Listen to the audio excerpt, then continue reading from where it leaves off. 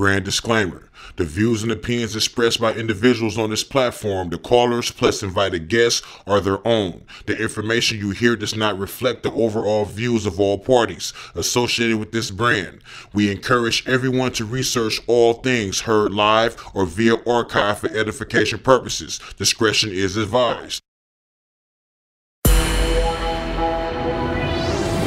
Fringe check, download today. Fringes is a new mobile app designed to meet, mix, and post with Torah keepers like you. That's right, how pleasant is it for brethren to dwell together in unity? Bring it out! Fringes is available on Google Play and the App Store.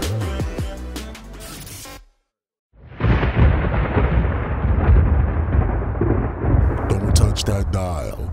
You're now listening to Debate Talk Free Radio.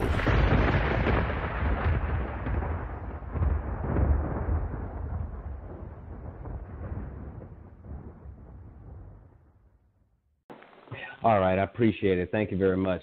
And I just want to go ahead and extend what you were saying, or just add on to what you were saying, that I accept the challenge. As we all know, if we've been listeners and followers of Debate Talk for You, a couple of weeks back, Brother Josh from ADT had issued a challenge, and he entitled it the Tanakh Only Challenge. Now, let me go ahead and reiterate what the stipulations were, or as far as I understand it. He said that he would like someone that is who is Tanakh only to teach a lesson. The lesson had to, one, not involve the New Testament whatsoever. No scripture references for the New Testament, so no kicking against the New Testament, just don't mention it. Two, no kicking against the Messiah, or who we call, Jesus the Christ or Yeshua HaMashiach. Okay, no mentioning of him at all. And three, no mentioning of a messianic, so a messianic individual. Now, full disclosure, I am messianic. So, I'm not one of the Tanakh only. But what I was waiting for over the last couple of weeks, I was actually waiting to see the lessons that were going to be brought forth and see who was going to accept the challenge. I was just waiting on the sideline just to say, okay, surely someone's going to step up, teach a Tanakh only lesson, and, we're just going to hit the ground running, and that's it. What I think is that there are plenty of Tanakh-only listeners on the line who listen to the show from time to time. I really honestly believe that. I think there's a bunch of them who never hit the one button and they never say anything. They just listen. But what that tells me is that they're ready to be fed information. They're ready to learn. And if they are Tanakh-only, they're looking for someone to teach from the prophets and from Torah. And so my heart kind of goes out to him because I was waiting for that same thing, but I just don't see the lessons there, okay?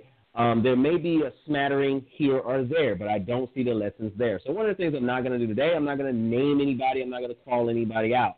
This is not a debate, okay? This will indeed be a lesson, and the title of it is Civil Disobedience. But I bring that up because there's a lot of lessons that could be taught from the law and the prophets. In fact, I'm going to challenge my fellow messianics out there who may be listening. You can call in, hit the number one, and just topic ideas. Just suggest topic ideas because I want the Tanakh only followers. Okay, I'm not talking about any of the teachers. I'm just talking about those who just listen on the line. They never press one or anything like that. They just listen. We want them to know there are a lot of topics to talk about in the Old Testament, a ton, and you never have to touch the New Testament, meaning if you're Tanakh only, okay, and if there is a teacher who is Tanakh only, they have material. They have material. But what we've been hearing is those three things: attacks on Messianic. And don't get me wrong, this is a big talk for you. The fighter has been going back and forth, okay? I'm not saying it has not been back and forth, and I want to say that for the record. But, again, I am Messianic. Now, what I'm saying is that when you deal with someone who's Tanakh only, okay, fine. But there's only a handful of things that are on the table. That is the New Testament. The New Testament is fake. The New Testament is no good. The New Testament is Greek. You guys are idolaters. You shouldn't follow the Messiah. Jesus is not the Messiah, and all that. But that's it, okay. But my question still remains: where are the lessons? Are you feeding the people? Okay? Are we feeding the people? Are we teaching them? Are we giving them something? So enough with the back and forth fighting. How about some learning and some teaching? We can go back and forth all day. If you go in the archives, you're going to see Messianics going against non-Messianics or Tanakh only. But my question is this. If you're going to come on the platform, okay, this is my question, okay, and it's rhetorical for the most part.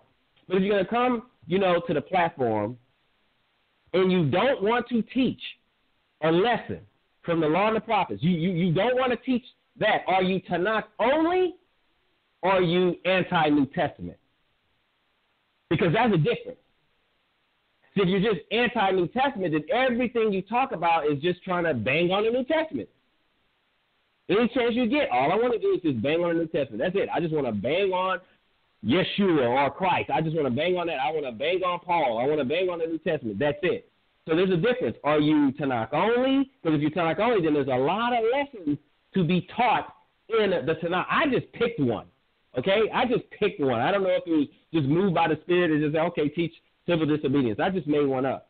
So my brethren that are out there, even if you're Tanakh only out there, you call in. Suggest a topic that is just from the Tanakh only. Now, I want to also say this before we get started.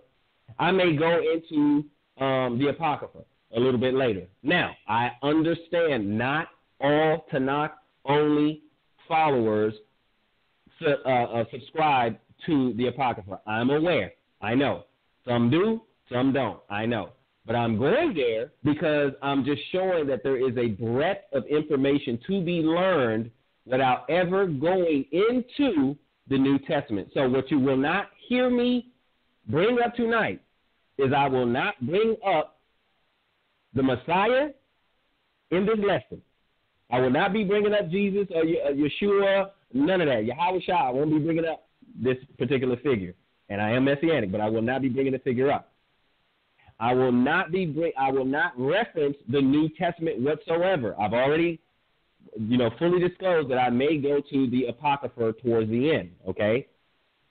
So we just want to see, my point is I want to meet the challenge, okay? I will not bang on a Messianic. Obviously, I'm Messianic. I'm not going to bang on a Messianic, although I've had debates with the Messianics. I'm not going to bang on a Messianic. I'm not going to bang on the New Testament, and I'm not going to bang on the Messiah. I'm not going to talk about that, okay? The point is I want to feed the people. And if I were a Tanakh-only teacher, this is how I would teach.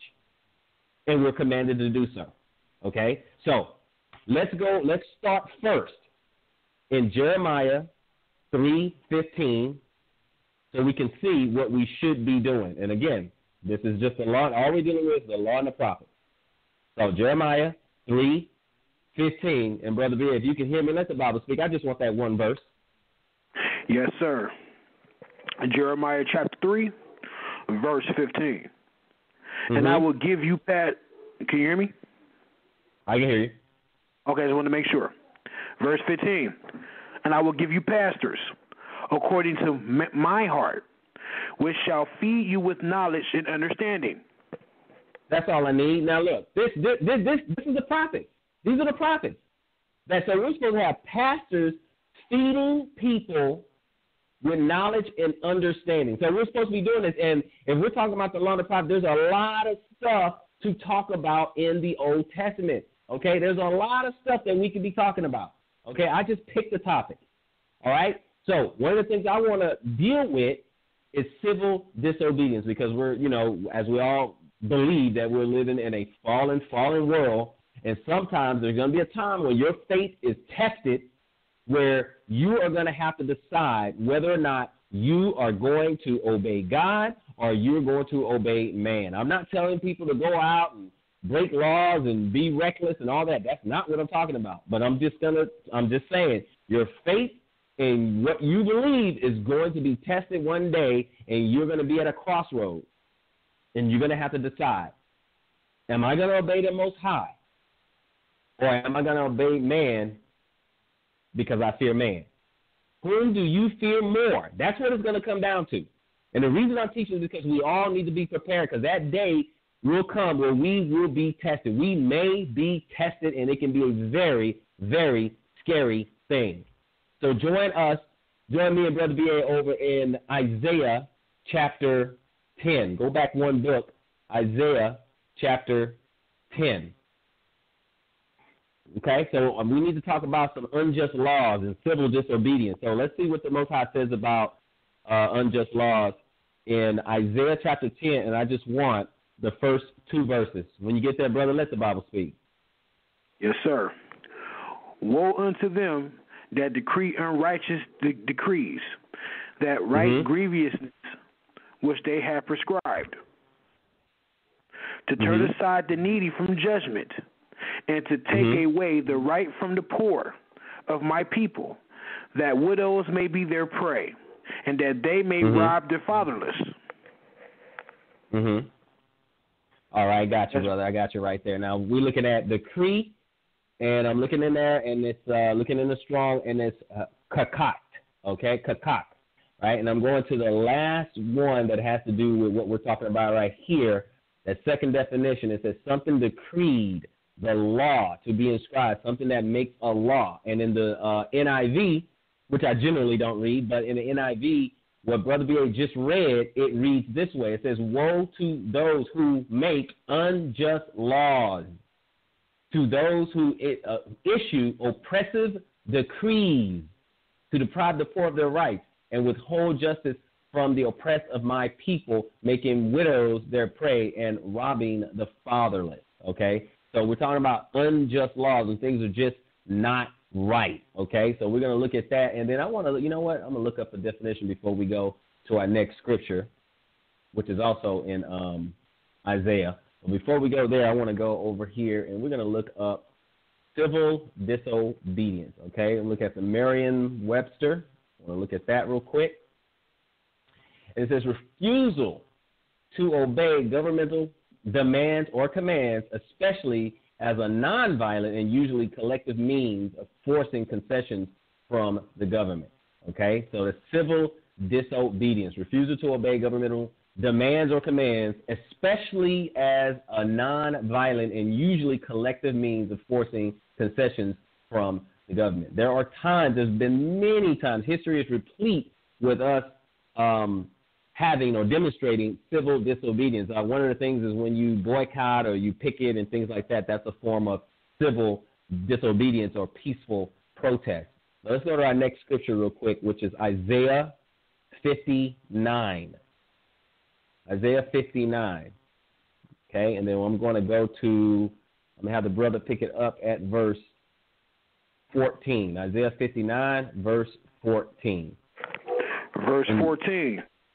And it reads, and judgment is turned away backward, and justice standeth afar off. For truth is fallen in the street, and equity cannot enter. Yes. Read on. Read 15. Yes, sir. Yea, truth faileth, and he that departed from evil maketh himself a prey. And the Lord saw it, and it displeased him that there was no judgment. What the Lord, what the Most High was displeased with was that there's no judgment. So I know we're in America, but, you know, there's unjust laws everywhere. There's a ton of unjust laws everywhere. There's a list of, I took the liberty to look up a list of certain laws that were in the past, okay? There's a couple of laws in the past.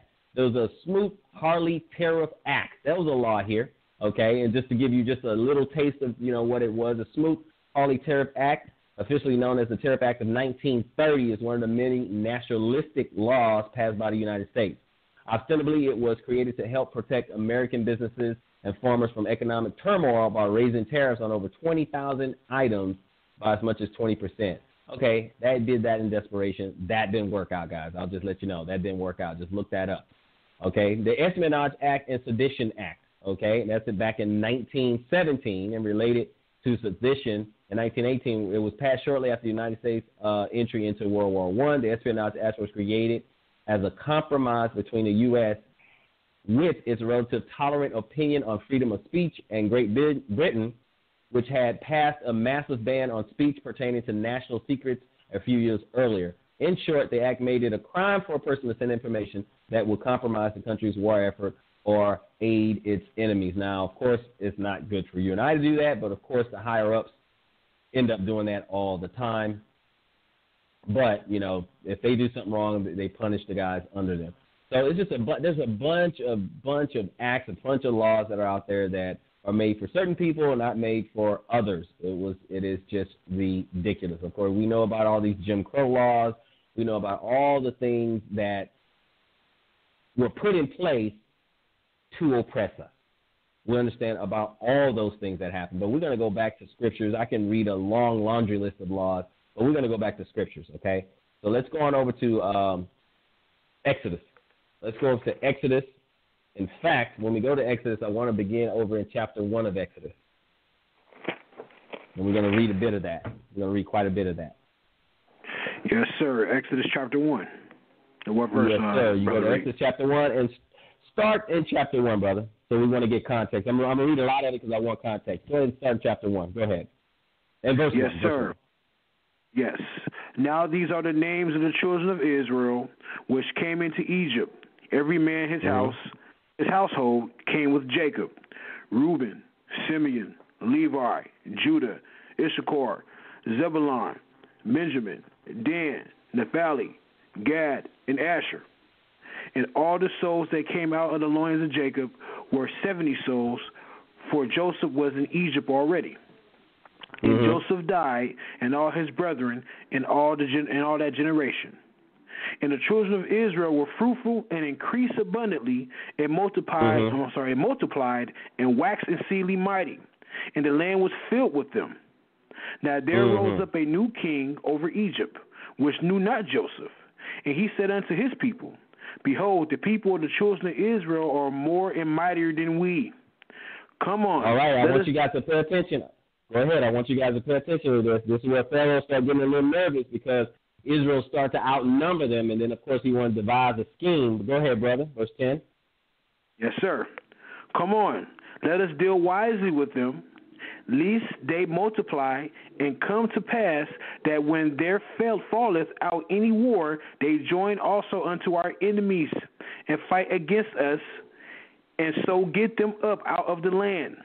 Therefore, they did set over them taskmasters to afflict them with their burdens. And they built for Pharaoh treasure cities, Pithom and Ramses. But the more they afflicted them, the more they multiplied and grew.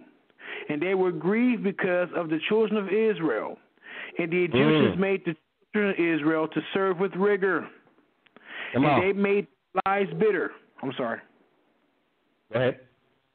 Okay.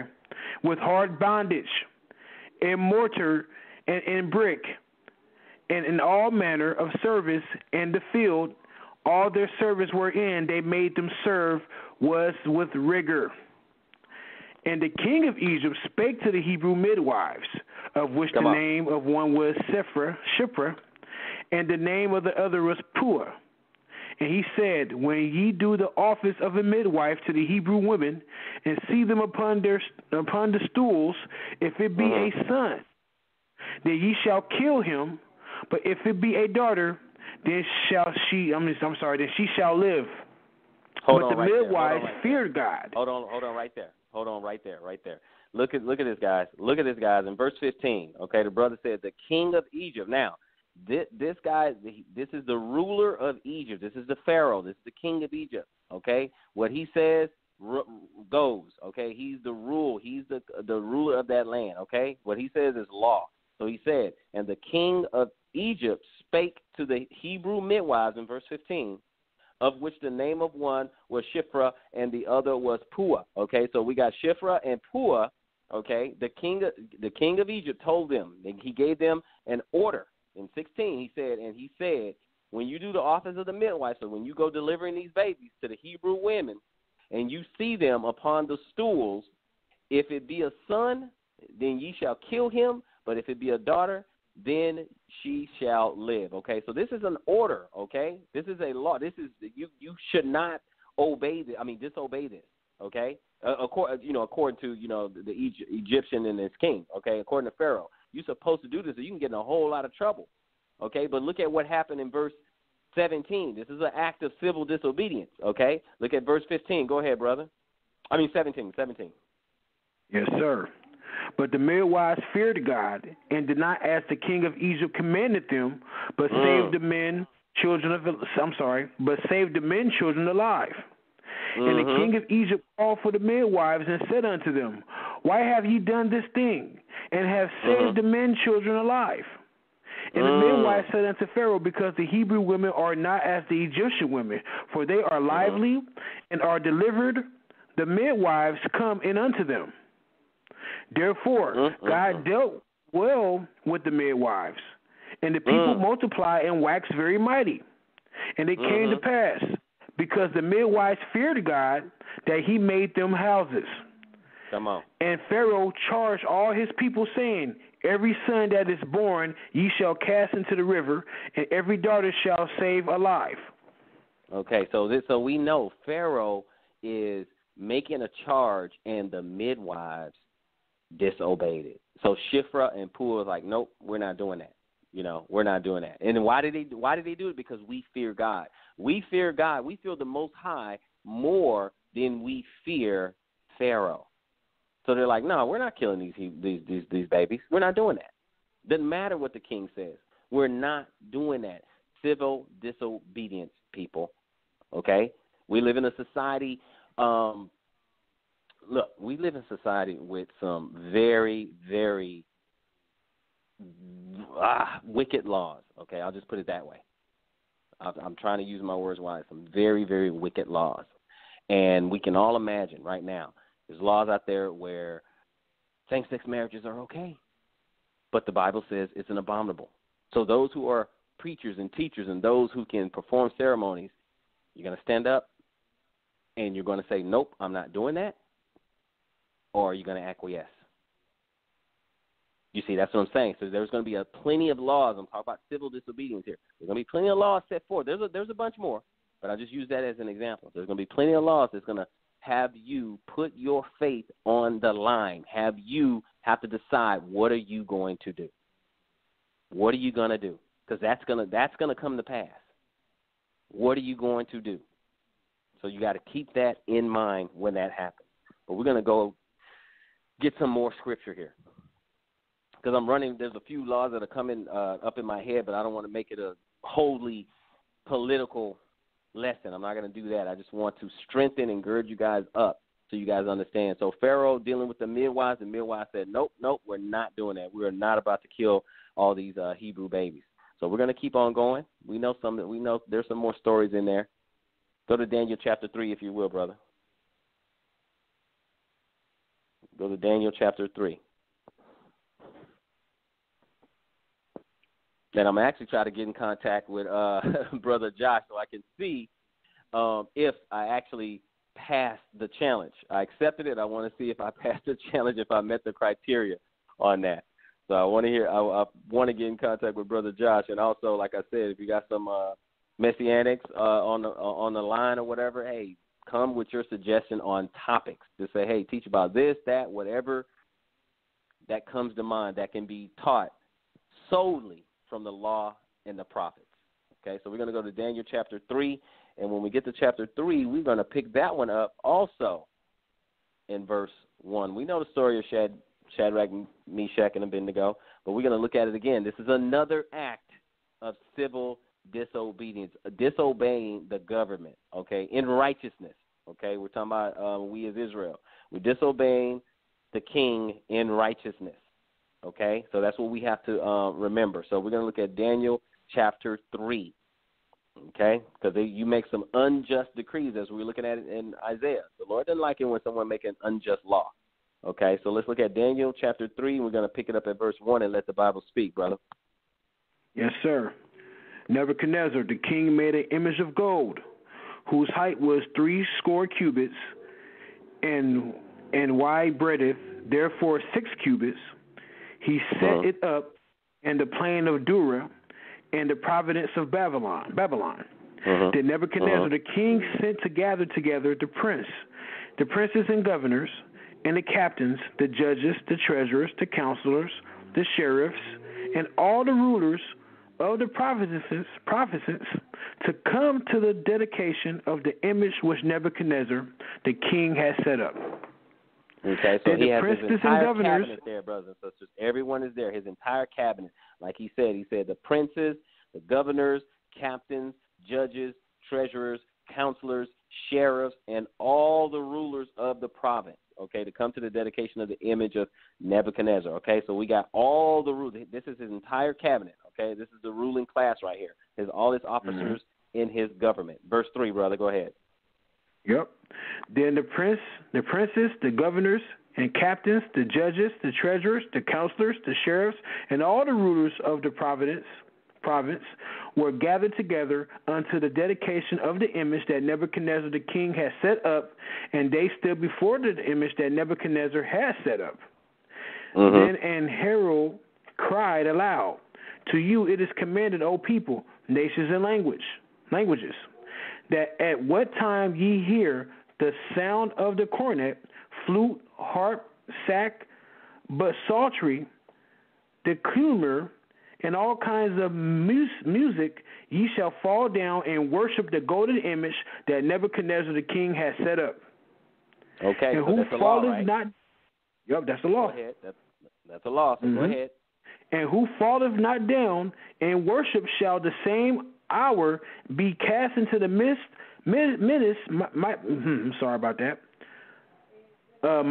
of a burning fiery furnace. Okay, now hold on right there, brother. Hold on right there. Now, you just read we read the command, and you just read the penalty for breaking that command. Is that right? Yep. All right. So you said, that at the time you hear the sound of the cornet, flute, harp, sackbut, psaltery, dulcimer, and all kinds of music.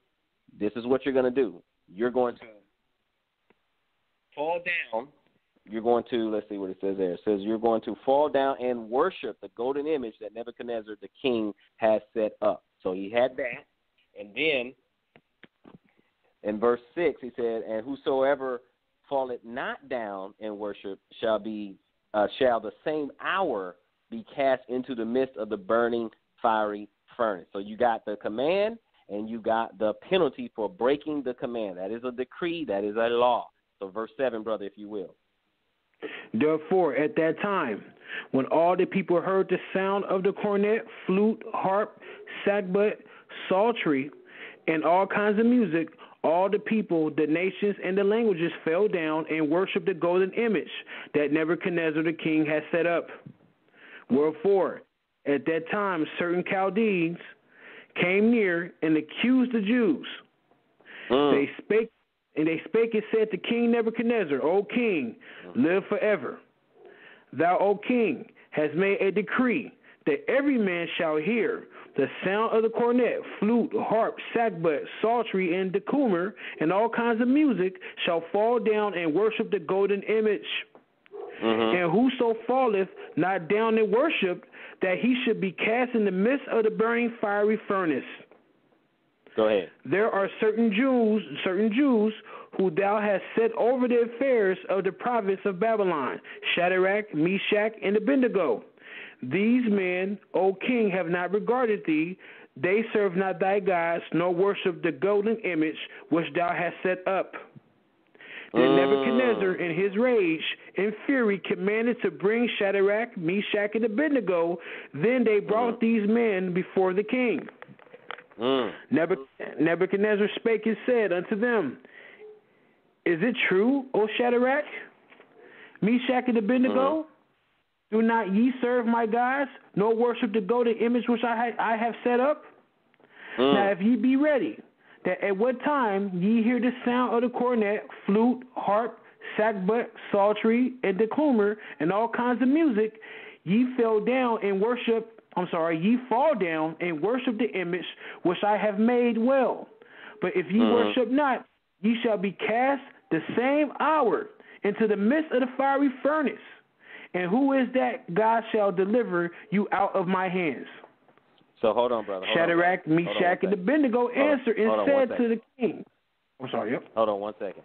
No, it's okay. No, hold on 1 second. So we just want to, I just want to set the table, and you did a great job of setting the table, okay? So now this is Nebuchadnezzar addressing the three Hebrew men, okay? He's addressing Shadrach, Meshach, and Abednego, and he's saying, look, hold on, in verse 14. He spake to them and said, is it true, Shadrach, Meshach, and Abednego? Do not ye serve my gods, nor worship the golden image which I have set up? So he's asking them a question and saying, wait. So you're not going to do what this law commands? You're not going to do what I said? That's basically what he's asking. And he said, all right, I'm going to give you one more shot, okay? He says, okay, now, if you be ready, that at what time you hear the sound of the cornet, flute, harp, sackbut, psaltery, dulcimer, and all kinds of music, ye shall fall down and worship the image which I have made. Well, but if you worship not, ye shall be cast the same hour into the midst of the burning fiery furnace, what we read earlier. And who is that God that shall deliver you out of my hands? He says, okay, so you really think your God's going to save you then? Because I'm going to tell you what's going to happen. We're going to play this music one more time. You are going to bend down. You're going to bow down. And you're going to serve my God. That's what you're going to do. And your God, you really think your God going to be able to save you?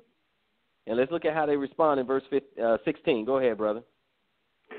Shadrach, Meshach, and Abednego answered and said to the king, O Nebuchadnezzar, we are not careful to answer thee in this matter.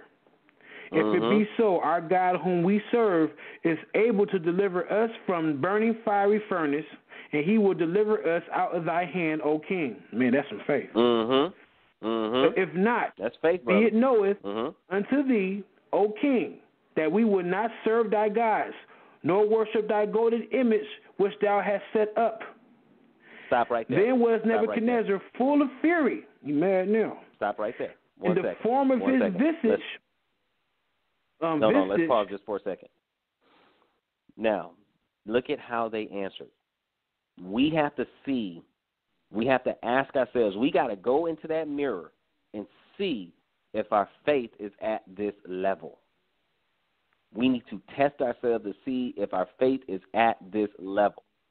I know all of us went through something in our lives. We all had some struggles. We all had some trials and tribulations in our lives. We haven't had this yet.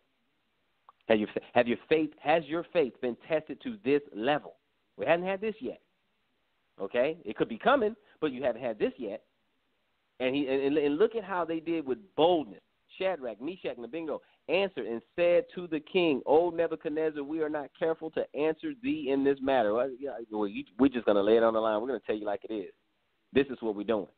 Okay? He said, if it be so, our God whom we serve is able to deliver us from the burning fiery furnace, and he will deliver us out of thine hand, O king. They told him like it was. But in verse 18 he said, but if not, be it known unto thee, O king, that we will not serve thy gods, nor worship the golden image which thou hast set. Just told him straight up. We're not doing that. That's not what we're doing. It is not going to happen. We're not going to serve some idol. So the question is for you and I, brothers and sisters, is this where our faith is? This is a blatant, bold, upfront, out front act of civil disobedience. Now, this is done in righteousness because they're saying, hey, we're not going to serve an idol. I don't care what you say. I know, I heard you. I heard you when you said you're going to throw us in the fiery furnace. Well, we heard that, roger that, but it doesn't matter. Oh, and by the way, our God is able to save us, but even if he doesn't, we're still not going to serve an idol. We're still not going to do it. Okay? So you have to ask yourself, is our faith there yet? Okay? Because we need to be working on that in case a day just like this may come our way, in case something like that comes knocking on our door. He said, but if not, be it known unto thee, O king, that we will not serve the gods, nor worship the golden image which thou hast set up. Continue in verse 19, brother. Verse 19. Then was Nebuchadnezzar full of fury, and the form of his visage was changed against Shadrach, Meshach, and Abednego. Therefore he spake and commanded that they should heat the furnace 17 times more than it would. 17 times more than it was wont to be heat. Sorry about that. And he commanded the most mighty men that were in his army to bind Shadrach, Meshach, and Abednego, and to cast them into the burning fiery furnace. Then these men were bound in their coats, their hoisins, their hats, and their other garments, and were cast into the midst of the burning fiery furnace. Therefore, because the king's commandment was urgent, and the furnace exceedingly hot, the flame of the fire slew those men that took up Shadrach, Meshach, and Abednego. And these three men, Shadrach, Meshach, and Abednego, fell down, bound into the midst of the burning fiery furnace.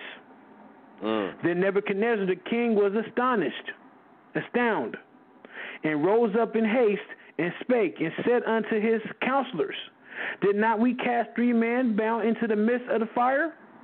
They answered and said unto the king, True, O king. He answered and said, Lo, I see 4 men loose, walking in the midst of the fire, and they have no hurt, and the form of the fourth is like the Son of God. Come on. Then Nebuchadnezzar came near to the mouth of the burning fiery furnace, and spake and said, Shadrach, Meshach, and Abednego, ye servants of the Most High God, come forth and come hither. Then Shadrach, Meshach, and Abednego came forth of the midst of the fire, and the princes, governors, and captains, and the king's counselors, being gathered together, saw these men upon whose body the fire had no power, nor was an hair on their heads singed. Neither were their coats changed, nor the smell of the fire had passed on them.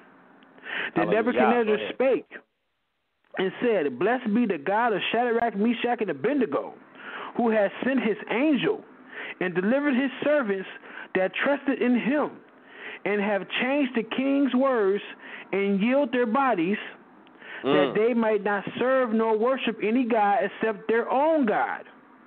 Therefore, I make a decree that every people, nation, and language which speaketh anything amiss against the God of Shadrach, Meshach, and Abednego shall be cut in pieces, and their houses shall be made a dunghill, because there is no other God that can deliver after this sort. Then the king promoted Shadrach, Meshach, and Abednego in the province of Babylon. Thank you, brother. Thank you, brother. Right there. Powerful. Praise God. Praise God. Because they had the courage to stand up to the king, and the Most High rewarded that faith, rewarded that boldness. They said, you know what, we are not going to serve and bow down to an idol, no matter what you do to us. It's not going to happen. It's not going to happen. We still got a lot more. We got a lot more to read. But hey, Sal, is there anybody on the line? Anyone press? I know people on the line. Did anyone press 1 before we go on? Sal, you with us? He might be muted, so we're gonna keep going. He might be muted. That's okay. Let's see here. We're gonna go on. We're gonna keep it going. Keep it going. We're still in Daniel, brother. Go to Daniel chapter 6. Go to Daniel chapter 6. Okay, we got 2 stories out of here dealing with civil disobedience. Let's see here. Daniel chapter 6. Brother B.A., you got any thoughts so far, brother? No, sir, man. We're strictly reading from the prophets and the law. And most definitely we see that we can go in here and most definitely deliver the word. Absolutely, and we're gonna keep doing that. We're gonna keep doing that. We got some more. We got a lot more. We're gonna keep doing that. We're gonna stay right here in Tanakh, Daniel chapter 6, and once again, I want to begin at verse 1. Daniel 6 and verse 1. We want to deal with a different king this time. Go ahead. Yes, sir. It pleased Darius to set over the kingdom 120 princes, which should be over the whole kingdom. And over these 3 presidents, of whom Daniel was first, that the prince might give accounts unto them, and the king should have no damage. And this Daniel was preferred above the presidents and princes, because an excellent spirit was in him, and the king thought to set him over the whole realm. Then the presidents and princes sought to find occasion against Daniel concerning the kingdom, but they could find none occasion nor fault. For as much as he was faithful, neither was there any error or fault found in him. Then said these men, we shall not find any occasion against this Daniel, except we find it against him concerning the law of his God. So they already want him to go against his God. Already they're trying to find a way to conspire to have Daniel go against his God, okay? So they got to make another law so that they can get him caught up, okay? Go ahead, brother, verse 6.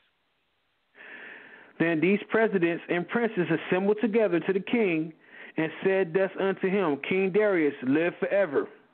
All the presidents of the kingdom, the governors and the princes, the counselors and the captains have consulted together to establish a royal statute and to make a firm decree that whosoever shall ask a petition of any god or man for 30 days, save of thee, O king, he shall be cast into the den of lions.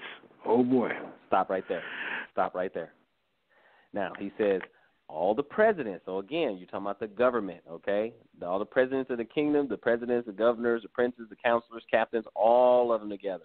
Now, of course, they conspired and they wanted to make a law. They said they want to establish a royal statute and a firm decree, okay? So all they did was appeal to the king's Darius' ego. That's all they did, okay? Darius or Darius, they wanted to appeal to his ego and say, hey, look, for 30 days, nobody can pray to any other god. Well, except you. They can pray to you, but for 30 days, can't pray to any other god, okay? So they wanted to, that's where they wanted to trip him, but they saw that Daniel's faith was just, unmatched. And so they said, okay, this is going to be the only area we can catch this dude in. So they made a law, and this law obviously goes against, worshiping idols and things like that. So this law goes against the law of the Most High, and that's how they wanted to trip him up, okay? So they said, like the brother just read, firm decree that whosoever shall not ask a petition of any god or man for 30 days, save of thee, O king, he shall be cast into the den of lions. Now, verse 8.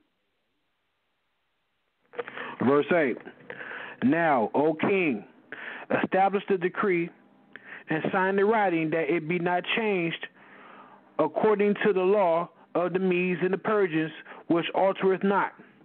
Wherefore King Darius signed the writing and the decree. Now when Daniel knew that the writing was signed, he went into his house, and his windows being open in his chambers, toward Jerusalem, he kneeled upon his knees 3 times a day and prayed and gave thanks before his God as he did before a time. He did aforetime. Then these men assembled and found Daniel praying, making supplication before his God. Then they came near and spake before the king concerning the king's decree. Hast thou not signed a decree that every man that shall ask a petition of any god or man within 30 days, save O thee, O king, shall be cast into the den of lions? The king answered and said, the thing is true, according to the law of the Medes and the Persians, which altereth not. Then answered they and said before the king, that Daniel, which is of the captivity of the children of Judah, regardeth not thee, O king, nor decree that thou hast signed, but maketh his petition 3 times a day. Then the king, when he heard these words, was sore displeased with himself, and set his heart on Daniel to deliver him. And he labored till the going down of the sun to deliver him. Then these men assembled unto the king and said unto the king, know, O king, that the law is of the Medes and the Persians, is that no decree nor statute which the king established may be changed. Then the king commanded, and they brought Daniel and cast him into the den of lions. Now the king spake and said unto Daniel, thy God whom thou servest, continually he will deliver thee. And a stone was brought and laid upon the mouth of the den, and the king sealed it with his own signet and with the signet of his lords, that the purpose might not be changed concerning Daniel. Okay, now hold on one second. Yep. Hold on one second. Now, what we saw when we look back a little bit, we saw that all these rulers, these councils, captains, governors, and all that, they came and they wanted to make sure. They wanted to go ahead and make sure and bring to the members of King Darius, and they say, hey, listen, okay, did we not make a law? Did you not decree that nobody can pray to any other god except for you for 30 days? And then, of course, the king answers like, yeah, that's true. And then they say, okay, well, Daniel broke that law. Okay, so we're talking about civil disobedience, and we can read earlier where Daniel, when he found out about the law, he still went up to his room towards Jerusalem, and he started praying. So he just did it anyway. He was like, look, man, okay, well, regardless of what that says, I'm not doing that. I'm not rocking that where I can't even pray to my own God. I can't even petition my own God. No, I'm not doing that. And I'm certainly not going to pray to the king as my God. I'm certainly not going to do that. But this is where they wanted to trip him up, okay? So he is civilly disobeying what the government is saying, okay? The law of that government said, nope, it's unjust law. It's not right. I'm not going to obey that, okay? And, again, it's peaceful. Me praying does not hurt someone else. You and I praying doesn't hurt someone else, okay? We're just praying to our God. And that's the same thing when we're talking about Daniel. So where we leave off, we left out at verse 15, brother. Yeah, that in 15 he said, then these men assembled unto the king and said unto the king, know, O king, that the law of the Medes and Persians is that no decree nor statute which the king established can be changed. So they wanted to make sure that Daniel pays, okay? He wanted to make sure that Daniel pays. So they went ahead and got it, and they threw Daniel in there, and it was signed with the king's signet rings and all that. It's ready to go. So Daniel was pretty much sentenced to death. In verse 18, brother, go ahead. I'm sorry, brother Reed. What you say? Let's say it again. I was saying verse 18. All right, let me just read that real quick. I'm sorry about that. Then the king went to his palace and passed the night fasting. Neither were instruments of music brought before him, and his sleep went from him. Then the king arose very early in the morning and went in haste unto the den of lions. And when he came to the den, he cried with a lamentable voice unto Daniel. And the king spake and said to Daniel, O Daniel, servant of the living God, is thy God whom thou servest continually able to deliver thee from the lions? Then said Daniel unto the king, O king, live forever. My God has sent his angel and has shut the lions' mouths, that they have not hurt me. For as much as before him innocent was found in me, and also before thee, O king, have I done no hurt. Then was the king exceedingly glad for him, and commanded that they should take Daniel up out the den. So Daniel was taken up out the den, and no manner of hurt was found upon him, because he beloved his God. And the king commanded and brought those men which had accused Daniel, and they cast them into the den of lions, their children, their wives.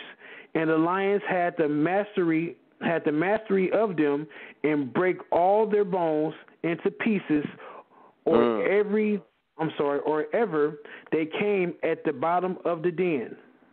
The king Darius wrote unto all people, nations, and languages that dwell in the earth, peace be multiplied unto you. I make a decree that every dominion of my kingdom men tremble and fear before the God of Daniel, for he is living, for he is the living God, and steadfast forever, and his kingdom that which shall not be destroyed, and his dominion shall even unto and his dominion shall be even unto the end. He delivered and rescued, and he worked signs and wonders in heaven and the earth, who had delivered Daniel from the power of the lions. So Daniel prospered in the reign of Darius and the reign of Cyrus the Persian. Come on, brother. See, that's what I'm talking about. That is the Most High God that we serve. That is the mighty one of Jacob that we serve. That is the one, okay? You put him first and foremost. You put him out front. Okay, when we look at Torah, we know the Torah is more than the Ten Commandments, but we know that it's pretty much divided in two ways. Either we learn how to serve God, and we learn how to serve our fellow man. You put God first, and then he is able to bless you.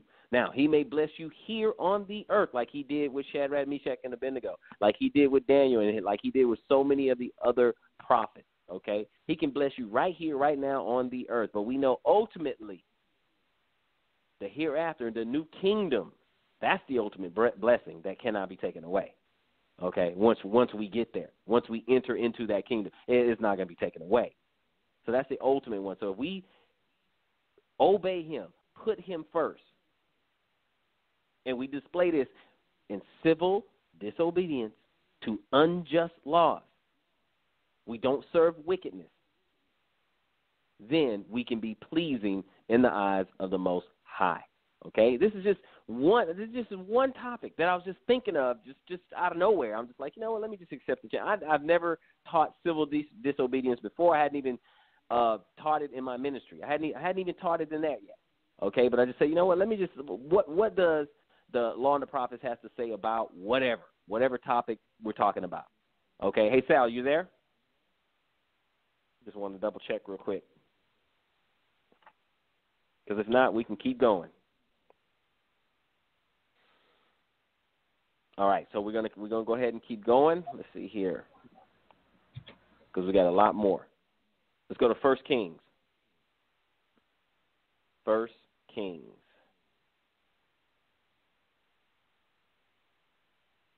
Okay, 1 Kings chapter 16. 1 Kings chapter 16. I want to establish something real quick, and then we'll keep moving forward. You said 1 Kings chapter 16? Yes, sir. Okay. I just want to establish something. Yeah. Kings chapter Kings, 16. Yeah. And what we're going to read is verse 29 through 34. Okay? We're going to go 29. Yeah, so 29 through 34. And I am ready when you are, sir. Let the Bible speak. Yes. In 38 years of Asa, king of Judah, began Ahab, the son of Omri, to reign over Israel, and Ahab, the son of Omri reigned over Israel in Samaria 22 years. And Ahab, the son of Omri, did evil in the sight of the Lord above all that were before him. And it came to pass, as if it had been a light thing for him to walk in the sins of Jeroboam, the son of Nebat, that he took to wife Jezebel, the daughter of Ethabal, king of the Zidonians, and went and served Baal and worshipped him. And he reared up an altar for Baal in the house of Baal, which he had built in Samaria. And Ahab made a groove, and Ahab did more to provoke the Lord God of Israel to anger than all the kings of Israel that were before him. In his days did Hillel the Bethelite build Jericho, and he laid the foundation thereof in Abraham, the firstborn, and set up the gates thereof, and the youngest son Segub, according to the word of the Lord, which he spake by Joshua the son of Nun. Okay. Now let's look at this. I wanted to go ahead and set the table because we're going to go another place in 1 Kings. But I wanted to set the table so we can understand who we're dealing with. So I wanted to get the context here. Okay. So we're talking about Ahab, the son of Omri, and I wanted him to get really verse 30. So we wanted to understand that this dude, he ruled Israel. Okay. When you look at 29, it says Asa king of Judah began Ahab, the son of Omri, to reign over Israel. Okay, so he's the ruler over Israel, and Ahab, the son of Omri, reigned over Israel in Samaria 22 years. 22 years. Okay, so if you were an Israelite and you lived over there, Samaria, then obviously this is the government. This is the king. This is the king saying what has to be done. Okay, you do what the king says. He establishes the law, in other words. But in verse 30, it says, and Ahab the son of Omri did evil in the sight of the Lord above all that were before him. So he did bad, and he was worse than most people that came before him. It was terrible. Okay, so we want to look at this. 1 Kings Let's just go up 2 chapters. Go to chapter 18, if you will, brother. Chapter 18. Chapter 18. 1 Kings chapter what 18. verse? Yes, sir. Yes, sir. We're going to start at the first verse. I just want to get some context because we're going to be dealing with Elijah, who is another example of civil disobedience. He did not listen to Ahab. He knew Ahab was evil. He knew Ahab was wicked. He knew Ahab was the king too, but he had to civilly disobey whatever Ahab wanted to pass down. He's like, no, we're not doing that. So let's look at it in 1 Kings 18. Pick it up at verse 1, brother. And it came to pass after many days that the word of the Lord came to Elijah in the 3rd year, saying, Go show thyself unto Ahab, and I will send rain upon the earth. Mm-hmm. And Elijah went to show himself unto Ahab, and there was a sore famine in Samaria. And Ahab called Obadiah, which was the governor of his house. Now Obadiah feared the Lord greatly, for it was so when Jezebel cut off the prophets of the Lord, that Obadiah took 100 prophets and hid them by 50 in a cave, and fed them with bread and water.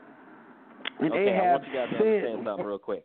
One second. I want them to see something right here. You just read 4. I want them to see this. Okay, Ahab called Obadiah. We know Obadiah was righteous. Okay, in verse 3, and he said, which was the governor of his house. Now Obadiah feared the Lord greatly. I want you guys to see that. Okay, Ahab's the king.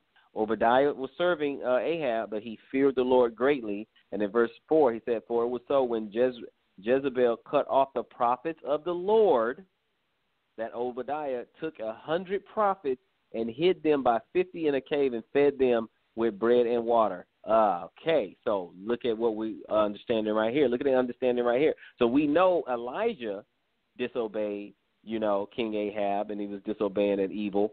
But also Obadiah, he wasn't supposed to just take 100 prophets and hide them by 100, hide them by 50, feed them bread and water stuff. He wasn't supposed to do that. Civil disobedience again. He was going against the king and definitely going against Jezebel.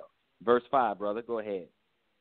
And Ahab said unto Obadiah, Go into the land unto all fountains of water and unto all brooks. Peradventure we may find grass and save the horses and mules alive, that we lease not all the beasts. We lease not all the beasts. So they divided the land and between them to pass throughout it.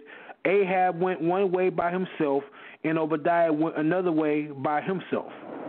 And as Obadiah was in the way, behold, Elijah met him, and he knew, and fell on his face, and said, Art thou that my lord Elijah? And he answered him, I am. Go tell thy lord, behold, Elijah is here. And he said, What have I sinned, that thou wouldest deliver thy servant into the hand of Ahab to slay me?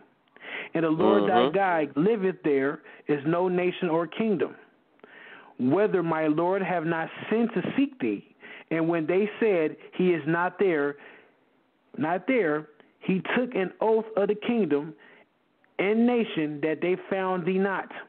And now thou sayest, Go tell thy Lord, behold, Elijah is here.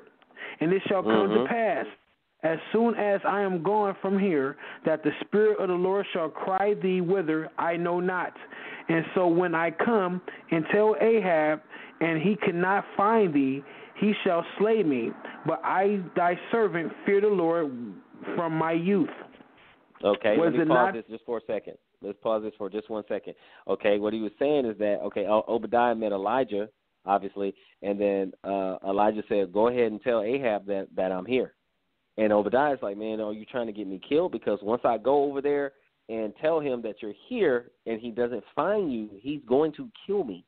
Okay? You're going to have me slayed if he goes to look for you and then you're not here, like I'm playing some kind of trick or something. Okay? Go ahead in verse 13, brother. Was it not told, my Lord, what I did when Jezebel slew the prophets of the Lord? How I hid 100 men of the Lord's prophets by 50 in the cave, and fed them with bread and water. And now thou sayest, Go tell the Lord, behold, Elijah is here, and he shall slay me. And Elijah said, As the Lord of hosts liveth, before whom I stand, I will surely show myself unto him today. So Obadiah went to meet Ahab and told him, and Ahab went to meet Elijah. And it came to pass, when Ahab saw Elijah, that Ahab said unto him, Art thou he that troubled Israel? And he answered, I have not troubled Israel, but thou and thy father's house, and that ye have forsaken the commandments of the Lord, and thou hast followed Baalim. Now therefore, send and gather to me all Israel unto Carmel, to Mount Carmel, and the prophets of Baal 450, and the prophets of the groves 400, which eat at Jezebel's table. So Ahab sent unto all the children of Israel, and gathered the prophets together unto Mount Carmel. And Elijah came unto all the people and said, How long halt ye between two opinions? If the Lord be God, follow him, but if Baal, then follow him. And the people answered him not a word. Then Elijah said unto the people, I only remain a prophet of the Lord, but Baal's prophet are 450 men. But let them therefore give us 2 bullocks, and let them choose 1 bullock for themselves, and cut it into pieces, and lay it on wood, and put no fire under. And I will dress the other bullock, and lay it on the wood, and put no fire under. And call ye on the name of your gods, and I will call on the name of the Lord. And the God that answereth by fire, let him be God. And all the people answered and said, It is well spoken. And Elijah said unto the prophets of Baal, Choose you 1 bullock for yourselves, and dress it first, for ye are many, and call on the name of your gods, but put no fire under. And they took the bullock which was given them, and they dressed it, and called on the name of Baal for morning until noon, saying, Baal, hear us. But there was no voice, nor any that answered, and they leapt upon the altar which was made. And it came to pass at noon that Elijah mocked them, and said, Cry aloud, for he is a God. Either he is talking, or he is pursuing, or he is in journey, or peradventure he sleepeth, and must be awakened. And they cried out and cut themselves after their manner with knives and lancers, until the blood gushed out upon them. And it came to pass, when midday was past, let me read that from the top again. And it came to pass, when midday was past, and they prophesied unto the time of the offering of the evening sacrifice, that there was neither voice, nor any to answer, nor any that regardeth. And Elijah said unto the people... Hold on 1 second. I want you guys to see what happened, okay?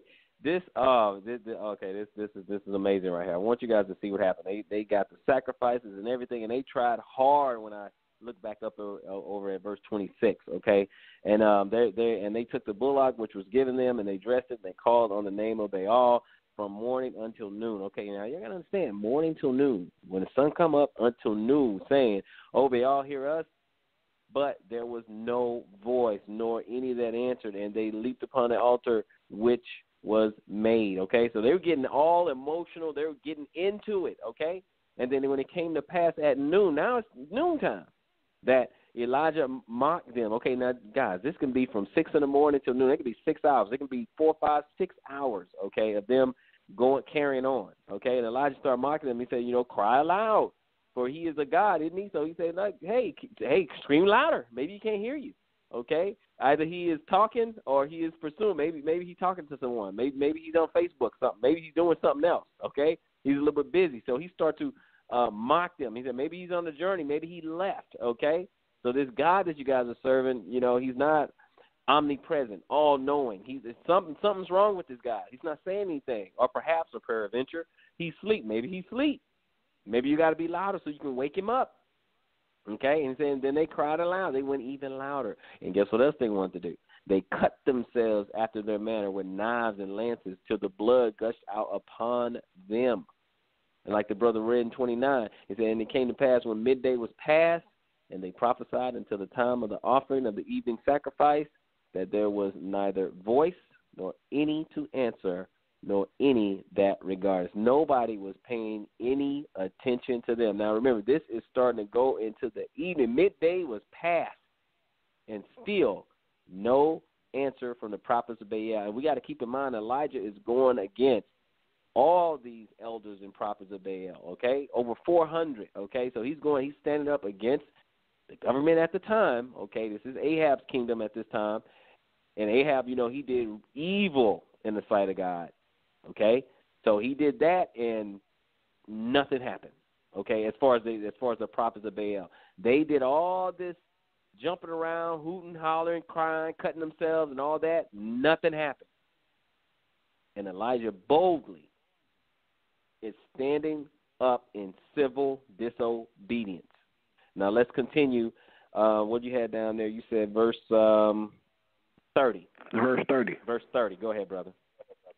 And Elijah said unto all the people, Come near unto me. And all the people came near unto him.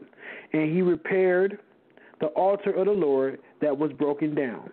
And Elijah took 12 stones, according to the number of the tribes of the sons of Jacob, unto whom the word of the Lord came, saying, Israel shall be thy name. And with the stones he built an altar in the name of the Lord, and he made a trench about the altar, and great as would contain 2 measures of seed. And he put the wood in order, and cut the bullocks in pieces, and laid him on the wood, and said, Fill 4 barrels with water, and pour it on the burnt sacrifice and on the wood. And he said, Do it the second time. And they did it the second time. And he said, Do it the third time. And they did it the third time. And the water ran round about the altar, and he filled with the trench also with water. And it came to pass the time of the offering of the evening sacrifice that Elijah the prophet came near and said, Lord God of Abraham, Isaac, and Israel, let it be known this day that thou art God in Israel, and that I am thy servant, and that I have done all these things at thy word. Hear me, O Lord. Hear me, that this people may know that thou art the Lord God, and that thou hast turned their hearts back again. Then the fire of the Lord fell and consumed the burnt sacrifice, and the wood, and the stone, and the dust, and licked up the water that was in the trench.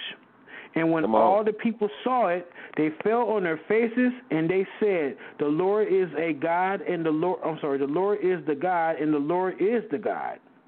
The Lord, He is God. What's that? And Elijah said unto them, Take the prophets of Baal. Stop at 40? Yeah, read 40, and we're going to finish at 40, yeah.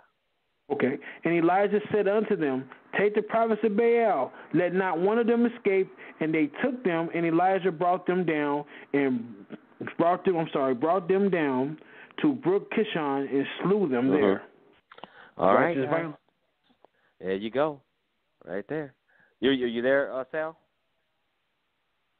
All right, I'd like to just check in and see if he's there. I don't know if we lost him or not, but can you hear me, guys? Can you hear me? My mic is backing up. Yeah, sorry about that. Okay. Technical difficulties, couldn't get in microphone, but I'm here. I'm here now. That's all right. All right. Do we have anybody press 1, Sal? I see people listening to the show. Family, once again, you know the number, 319-527-6239. If you have any questions or comments, feel free to press number 1. And we'll add you in the conversation. Send me an email, debatetalkview@gmail.com. That's debatetalk, the number 4, and the letter U@gmail.com. This is your time, family. If you have any questions or comments, feel free to press number 1, and we'll let you chime in. But nobody's pressing 1 at this time, so you can continue. Okay, no problem at all. All right, so we're looking at Elijah going up against Ahab. In this story, we got 2 acts of civil disobedience. We saw earlier where Obadiah is obviously going against Jezebel and Ahab, where he is hiding prophets of the Most High, hiding them in caves and giving them bread and water and stuff like that. Why? Because he fears God. Okay, so he does it to fear God. He's not going to just put innocent people to death for no doggone reason. Sorry, I know Ahab was a king of Israel, but guess what? He had some wicked ways and unjust laws, and no, we're just not going to do it. He's erecting monuments and building high places, I should say, building high places to Baal. No, we're not having that. So Elijah was not having no part of that. He was civilly disobedient. Obadiah was trying to serve the king, but at the same time, he's like, well, I'm not going to be, putting, the prophets of the Most High to death like that. And so Elijah is standing up to King Ahab. Civil disobedience. In one story, we're looking at 2 acts of civil disobedience. Okay, this happens all the time. It's all over in the Law and the Prophets. Okay, it's all over there. Okay, so that's not the only topic we can touch on. I'm gonna touch on Amos. If we go to Amos, chapter 7. Well, Amos, he was not supposed to prophesy at that time. Okay, he was commanded, okay, don't come over here prophesying with all that mess. But Amos said, I'm going to prophesy anyway. So let's go on over to Amos. All right. Now remember, for those who are listening, okay, this is the Tanakh only challenge, okay? And I decided to accept the challenge because I say, you know what, teach a lesson from the Law and the Prophets. I can do that and not deal with the New Testament, not deal with the Messiah, not call out, a messianic or anything like that. Of course, the last one is real easy because I'm messianic. But at the same time, in my opinion, it's a simple challenge. Now it's up to Josh. He can just tell me whether I got it right or wrong. But it's a simple challenge. The way I understand it is, don't bring up a messianic, don't bring up the New Testament, don't bring up the Messiah. So if I'm missing something, please, someone press 1 and let me know if I'm actually missing something here, okay? Because I feel like there's some people out there who are Tanakh only, and I think that they deserve to be fed as well. I think they are part of the flock of Israel, and I think that they should be fed as well with knowledge and understanding, like we read in Jeremiah 3:15. Okay, if we're going to call ourselves teachers, then guess what we need to do? Teach. It's real simple. Okay, not very complicated to understand whatsoever. So I aim to teach just that. Again, we're continuing with this lesson, which is called civil disobedience, and we're going to pick it up in Amos chapter 7, and we are starting at verse 1 a lot, brothers. So we're going to start at verse 1. Let's take a look at the prophet Amos real quick. Amos, verse 1. I'm ready when you are. Let the Bible speak, brother.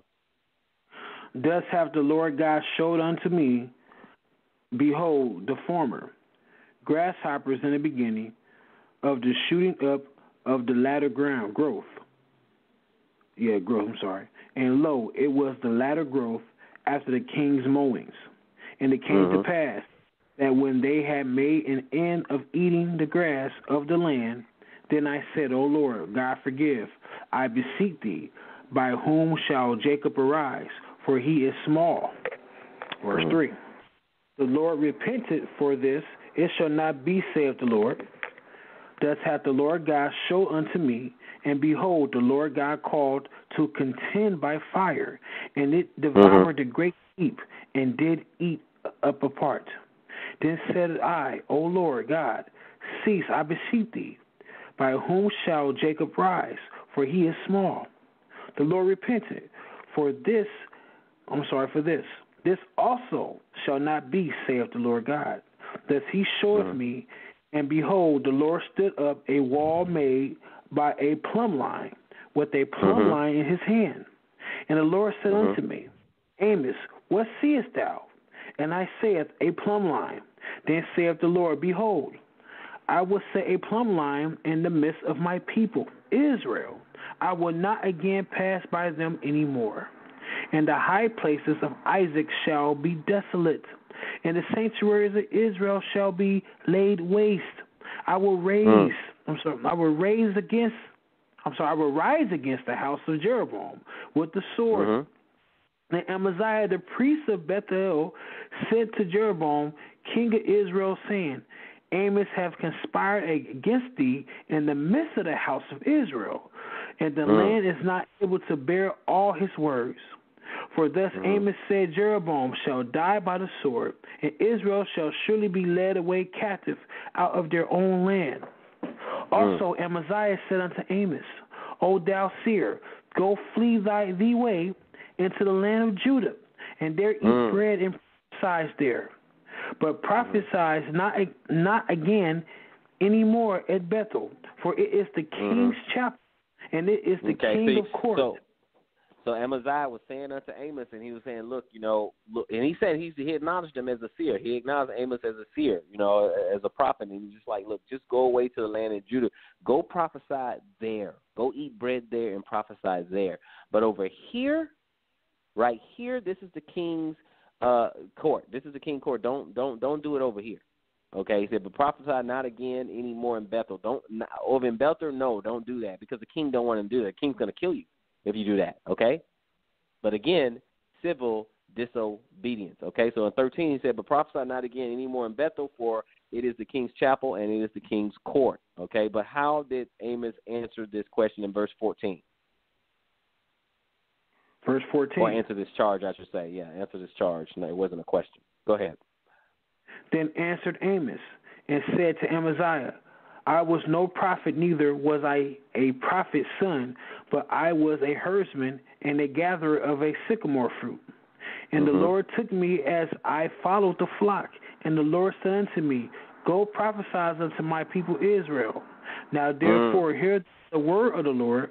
Thou sayest, Prophesy not again, Israel, and drop not thy word against the house of Isaac.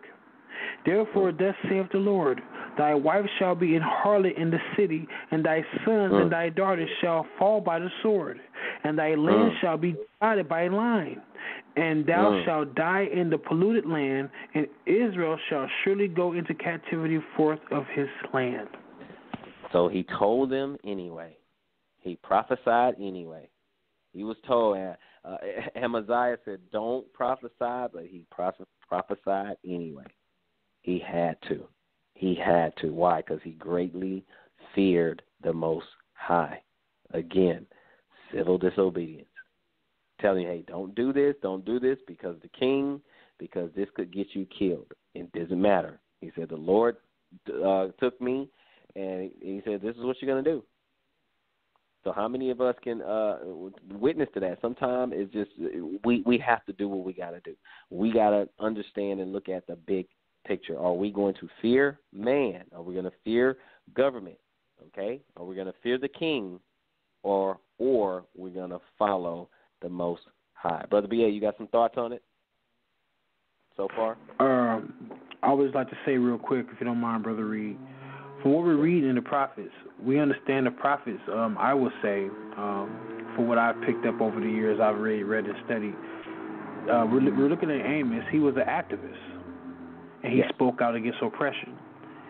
And so this is one thing that I study on my own. I read a lot of political and philosophy, like I study revolutions throughout I study empires, the rise and fall of various empires, and how they oppress many people, and how various individuals throughout time, they come out and they speak against oppression. I read a lot of material like Karl Marx, Vladimir Lenin. They critique empires and the study and the science of systematic rules of oppression and economics as well. So the prophets, man, they were pretty much, from what I read in the scriptures, the first social activists that we have on record.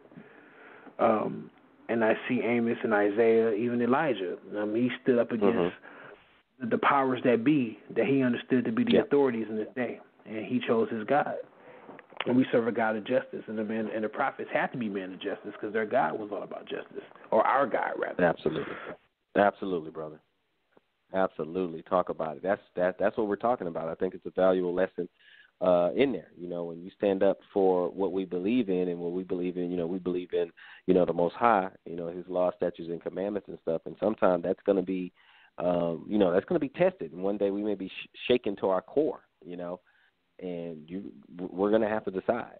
We're going to have to decide. So no, that was actually good information. Good information. We want all this information, to edify the people. So no, I appreciate that. Is there anything else you wanted to add, brother, before we move on? Oh, no, sir, man. No, sir. All right, I appreciate it, man. We're going to keep going. We still got a few more places we can go to. Let's go over to Joshua. Just to let you know, Rob, you do have someone standing by whenever you get a chance. We do. All right, you know what? We can let them on right now. Sal, go ahead. All right, let's go to the phone lines. 832-890, you're live. Shalom, Brother Robert. Shalom, Brother Shalom. B.A.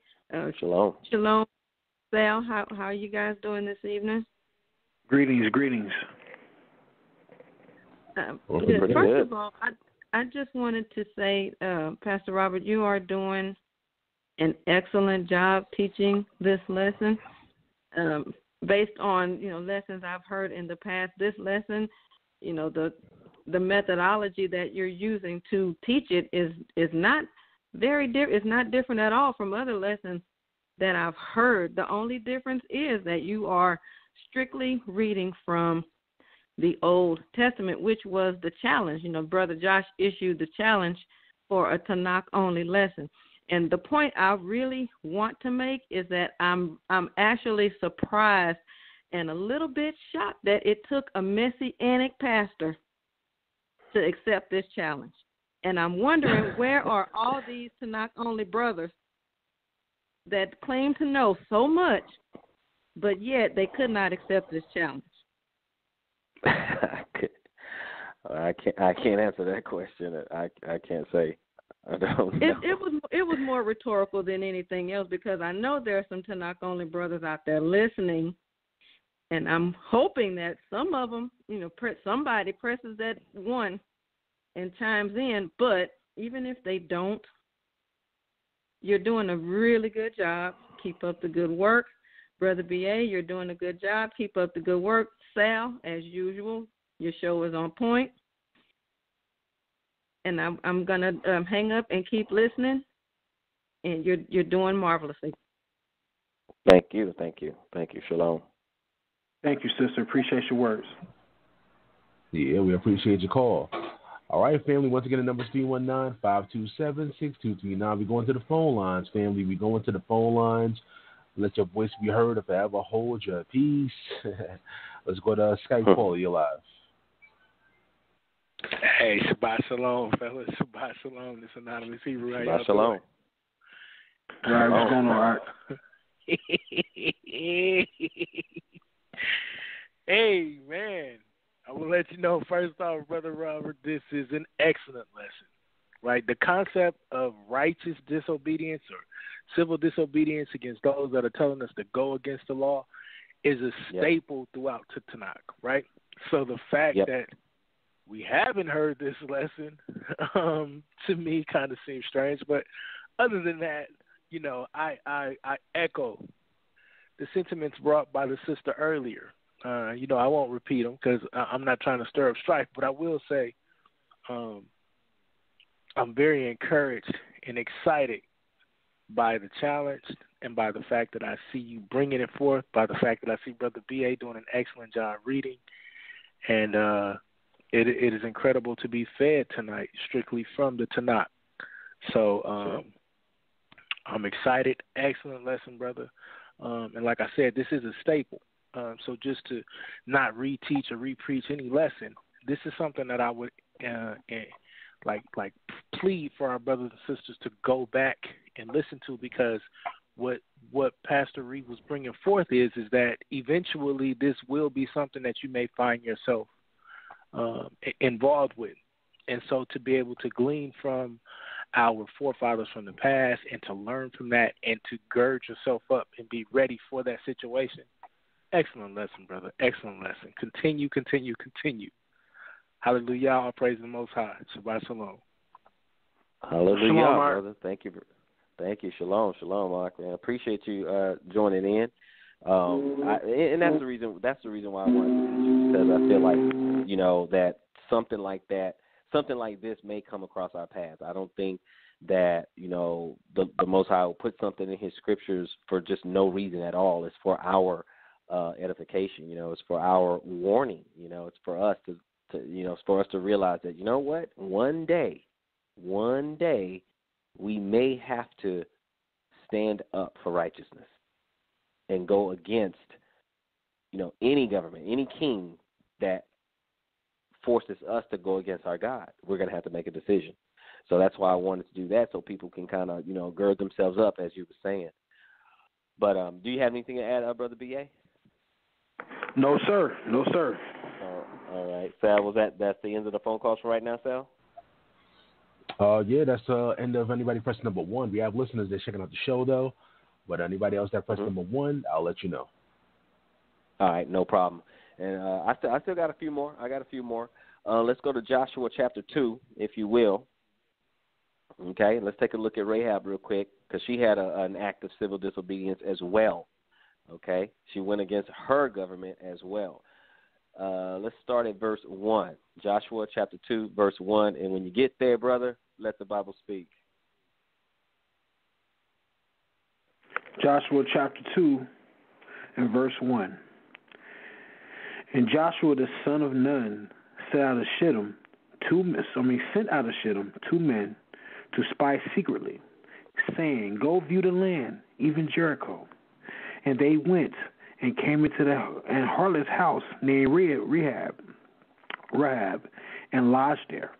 And it was told to the king of Jericho, saying, Behold, there came men hither tonight of the children of Israel to search out the country. And the king of Jericho sent unto Rahab, saying, Bring forth the men that are come to thee, which are entered into thine house, for they become to search out all the country. To search out all the country. And the woman took the two men and hid them, and said thus, There came men unto me, but I wist not whence they were. And it came to pass about the time of shutting of the gate, when it was dark, and the men went out. Whither the man went, I wot not. Pursue after them quickly, for he shall overtake them. But she had brought them up to the roof of the house, and hid them with the stalks of flax, which she had laid in order upon the roof. And the men pursued after them the way to Jordan unto the fords. And as soon as they which pursued after them were gone out, they shut the gate. And before they were laid down, she came up upon them upon the roof. And she said unto the men, I know that the Lord had given you the land, and that your terror is fallen upon us, and that all the inhabitants of the land faint because of you. For ye have heard how. That's it right there, brother. No, you did it, brother. You did it right there. I hope everybody understand this. Okay, this is the land that Joshua and the Israelites was supposed to take. Now, Rahab was a citizen of this land, okay, and she hid them, okay. That, of course, that's like treason, okay. That's like treason. But she went against her government. She disobeyed her government. She went against them. That's like treason, okay. And she hid the spies so that the people who were after them would not find them.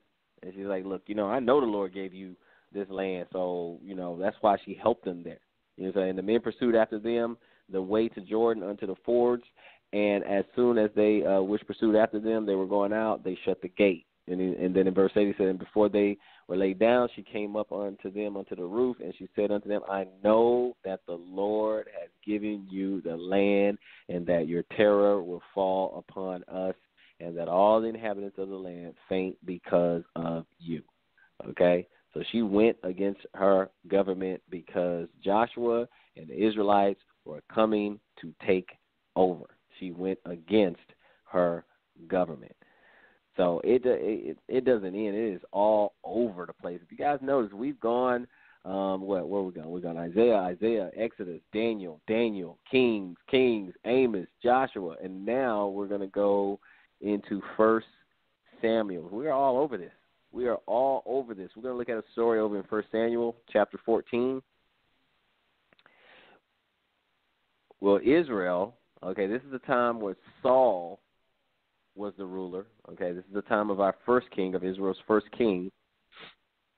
And we're going to take a look at something that went a little bit left.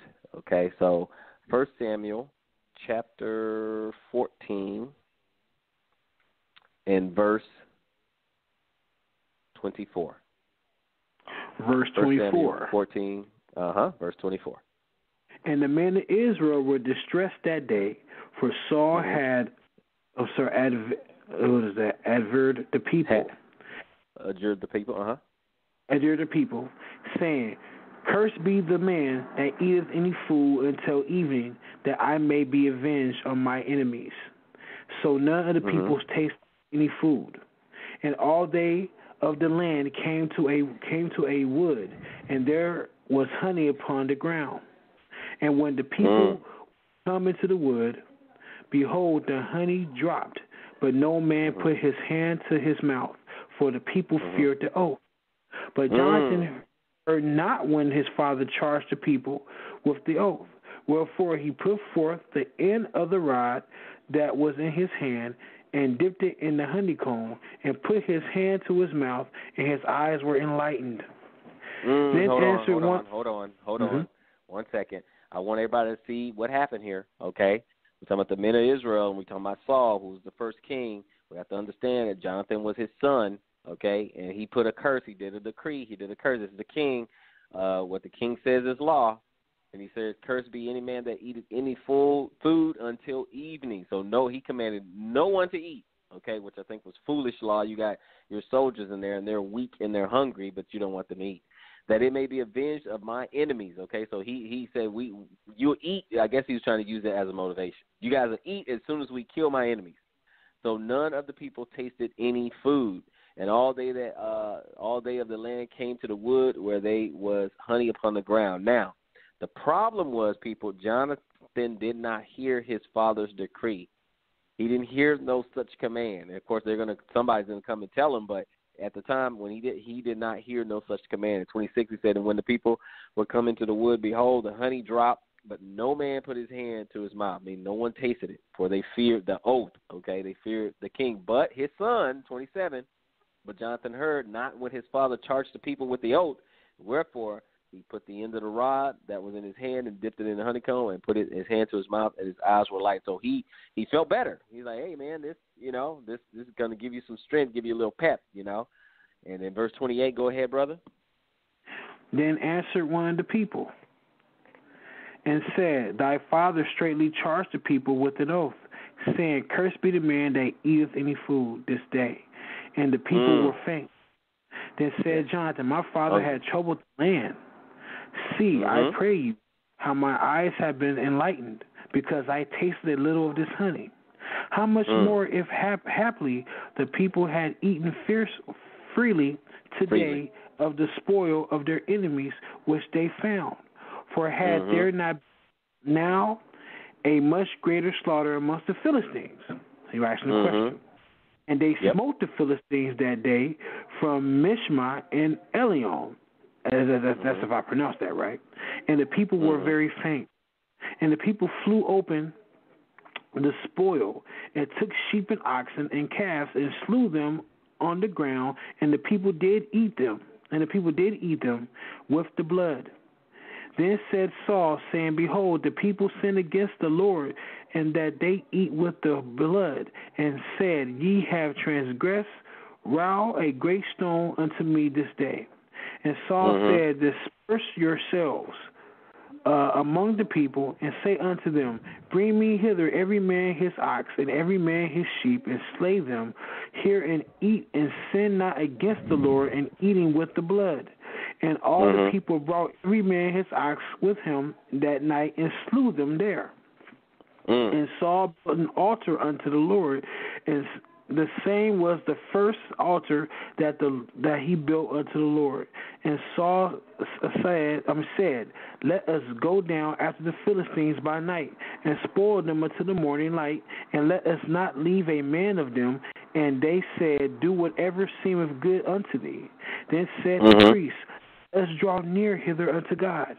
And Saul asked counsel of God, Shall I go down after the Philistines? Wilt thou deliver them into the hand of Israel? But he answered him not that day. And Saul said, Draw ye near his... Stop there. No, come on. Go ahead. Oh, okay.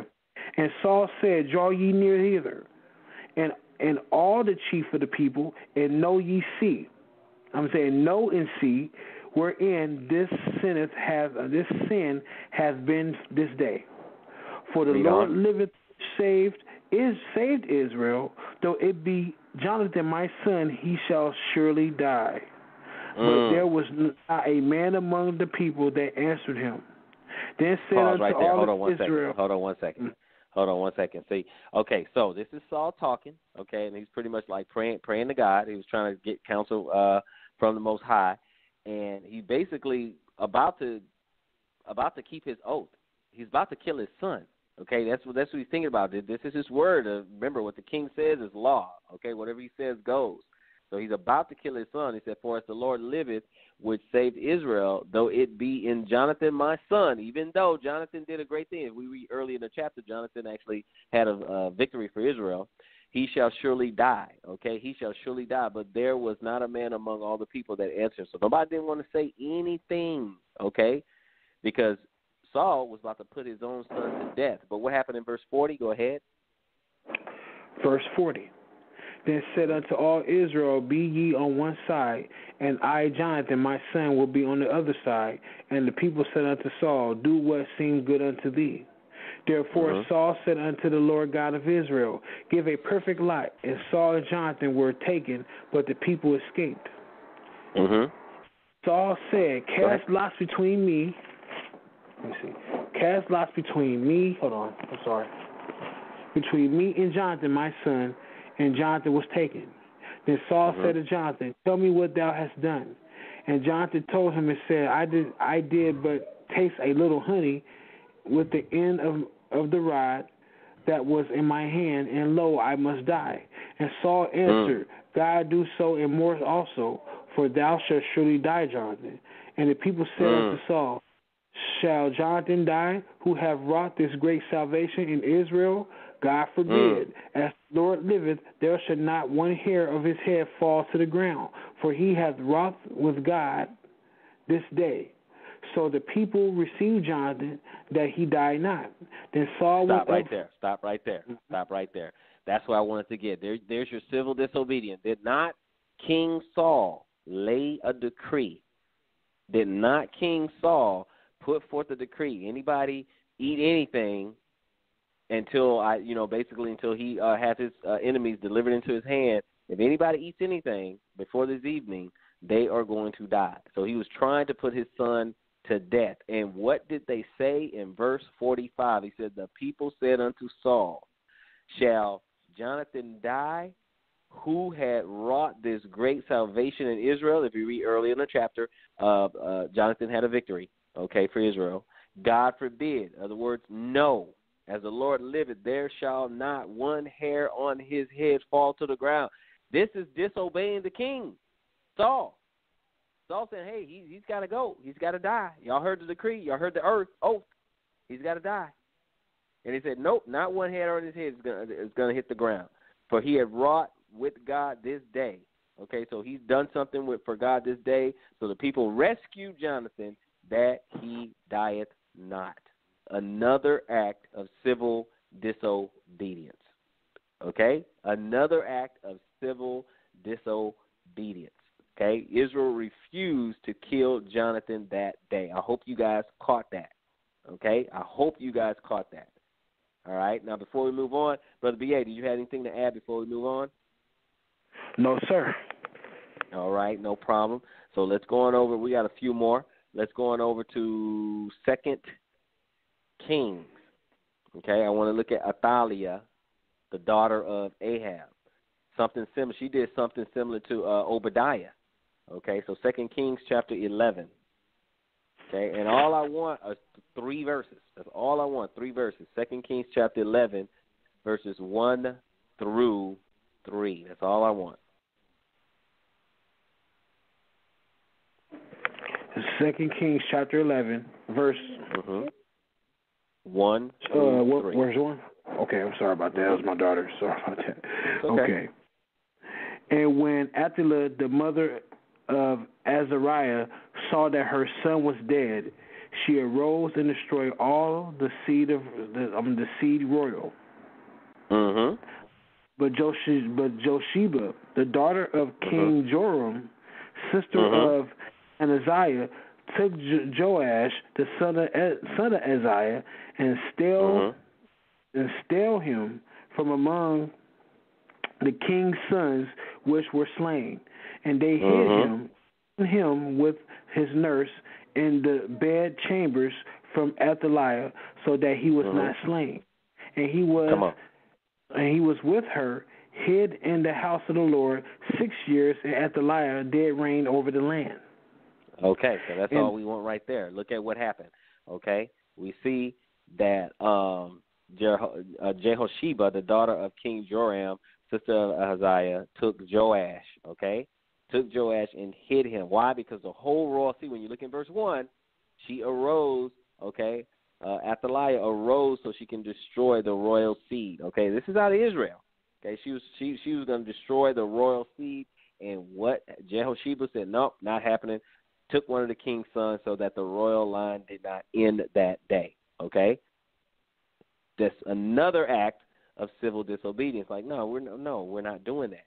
So to save that, to preserve the royal seed, to preserve the lineage. So she did something that she was not supposed to do.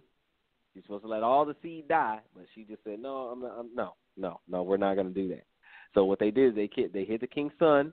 They hid him and his nurse in the bedchamber from Athaliah so that he was not slain. In verse 3, he said, and he was with her hid in the house of the Lord 6 years. And Athaliah did reign over the land. And Athaliah was this evil queen in Judah, a queen in Judah. But again, sister went against that, like, no, we are not doing that. No way. Okay, we're not doing that. Like I said, in American history, you got a lot of, there's other acts that are unjust. You know, they had the Fugitive Slave Act of 1850. You guys look that up. You had that. Of course, you guys heard of the Patriot Act. Look that up. Okay, they had the Black Codes. Okay, collection of laws passed throughout a number of southern states, say the 1865, 1866. Okay. And it can be seen as a precursor to the Jim Crow laws. See, we already know about the Jim Crow laws, but there were a bunch of precursors to that. Okay, and we're all familiar with that. A lot of unjust laws. Okay, that's where you have all these, civil rights, activists, and you have this uprising of the people because people don't want to be crushed under injustice. And that's what happened to many civilizations, and it happened to us in Israel. It happened to us, but no. When the wicked rule, the people suffer. When the wicked rule, people suffer. And there will be an uprising. There will be an insurrection sooner or later if it goes on unchecked for too long. Okay, there's other ones. Alien and Seditions Act. Look that up. You have the Alien and Seditions Act that occurred, shortly after the American Revolution. A bunch of unjust laws. The Indian Removal Act, okay? We know about that. You're talking about the Native Americans, okay? The Indian Removal Act. There's so many things out there just unjust and ridiculous.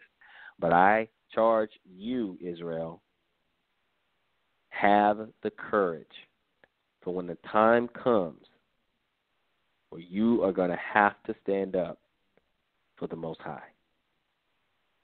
And it may be just a few. It may be only you, or it may be just a few. But we are going to be charged. We say we believe. We are going to be tested. It's going to happen. Now, like I said earlier when we first started, I realized that not everyone who say that there are Tanakh only, not everyone goes to or use or subscribe to the Apocrypha. But today we're going to go ahead and read from the Apocrypha. If we can go there, brother. I want to go to the Apocrypha in chapter 6. Let me go to chapter 6. Let me get what book in the Apocrypha? I'm sorry. 2 Maccabees. I didn't say the book. I was just assuming there. So 2 Maccabees chapter 6. All right. 2 Maccabees chapter 6. Oh yeah, I'm pretty familiar with this one. All right. 2 Maccabees chapter 6, and if we are there,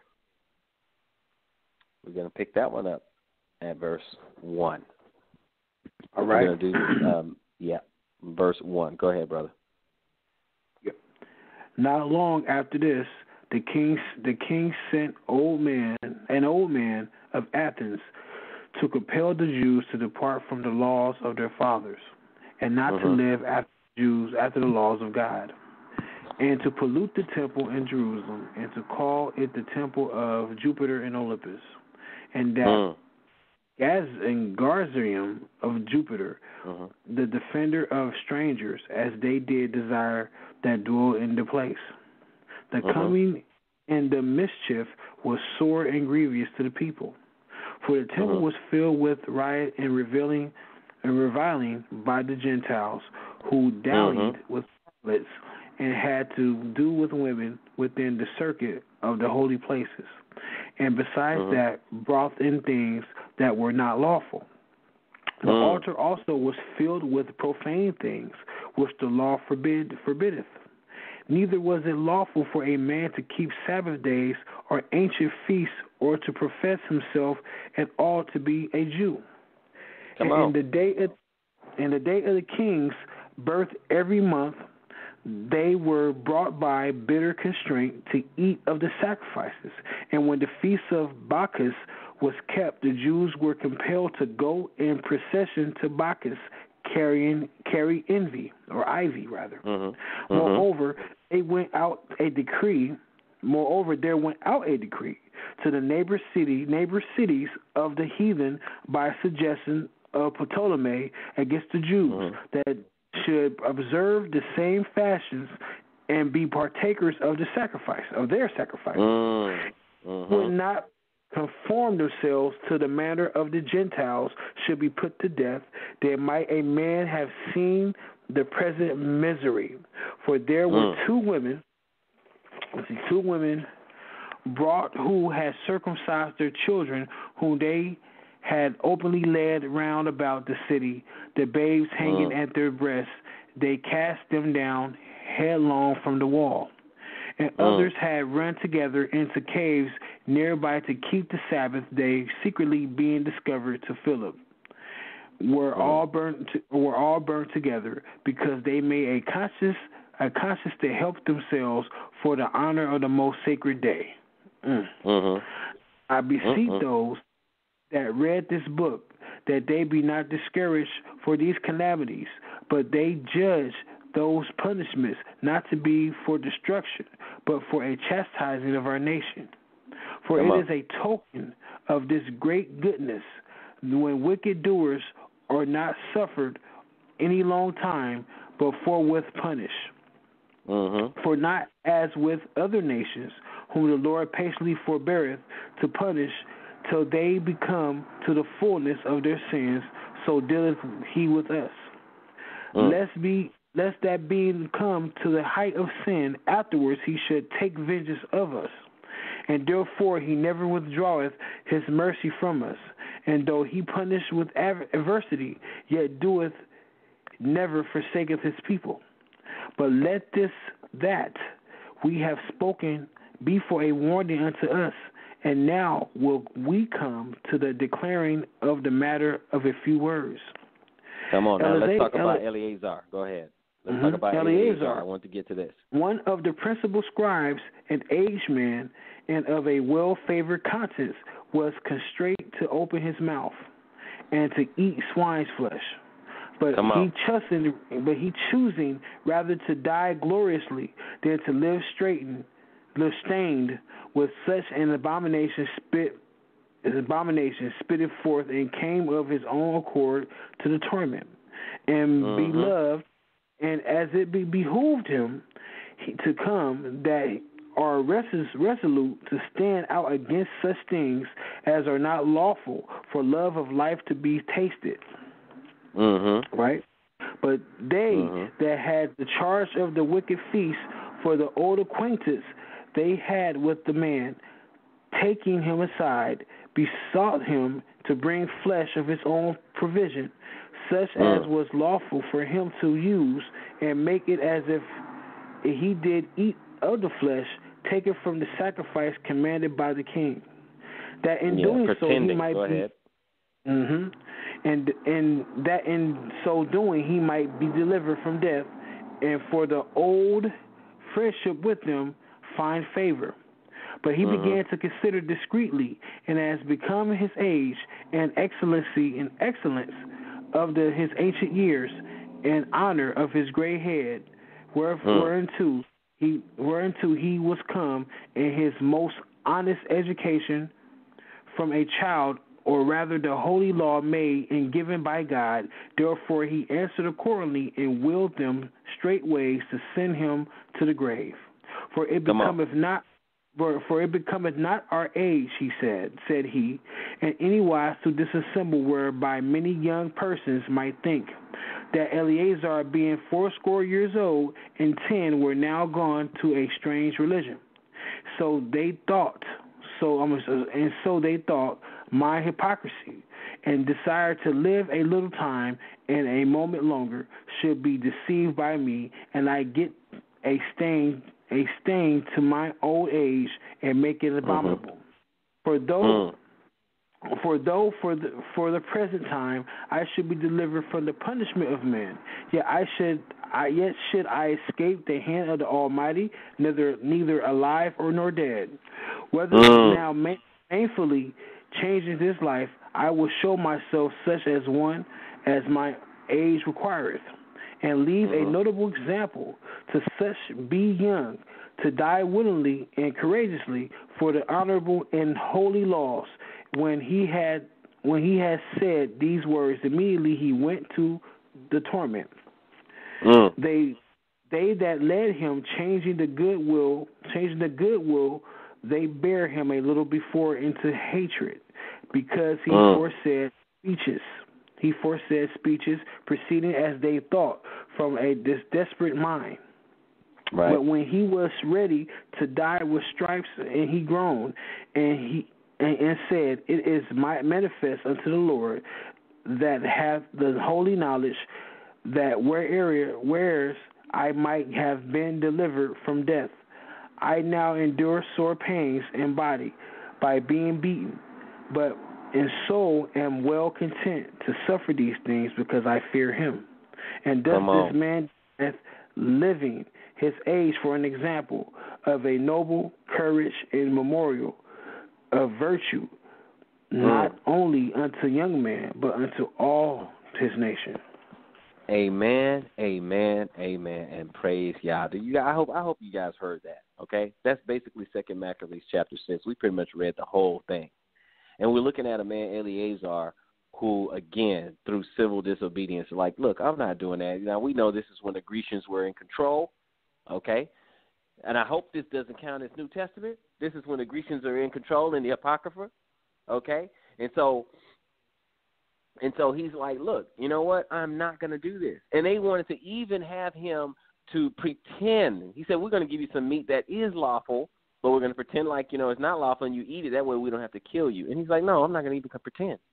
I'm not going to do that, because I lived this whole life by this law, and I love this law, and I fear God. I lived this whole life, and people have been following me and looking at me, and all of a sudden, just so I can live a little bit longer, you want me to pretend? And then put a stain on my name, a stain on my old age, make myself abominable? No, I'm not doing it. Go ahead and do what you have to do. Beat me. Do what you have to do. Now, we could go to 2 Maccabees chapter 7 and read the mother and the sons, but we're not going to do that. We're going to bring, this lesson to a close, But that's civil disobedience. Again, this is when the Grecians were in rule. This is when they were in control. This was when they were running things. We understand about the Maccabean revolt. We understand about Judas Maccabees and stuff for those who, subscribe to the Apocrypha and stuff. But again, a civil disobedience. When they wanted to take back the temple, civil disobedience. Okay? They were under occupation. They were under Greek rule. And they're like, no, we're not having this. We're not going to have you make the temple abominable. And in this case with Eleazar, he wasn't going to make himself abominable. I'm not going to do that. I'm not going to even pretend like I'm going to eat this pork. And I've been telling all these people all my life, don't eat that. Keep this dietary law. And all of a sudden, towards the end of my life, we read in other places, Eleazar about 90 years old. All my life, I'm telling them to, obey God and respect these law, statutes, and commandments. And just so I can live a little bit longer, pretend to eat something abominable? No, I don't think so. I'll just go ahead and die. Because that's the secret, brothers and sisters. The secret is loving the Most High and fearing Him more than fearing anything that man can do for you.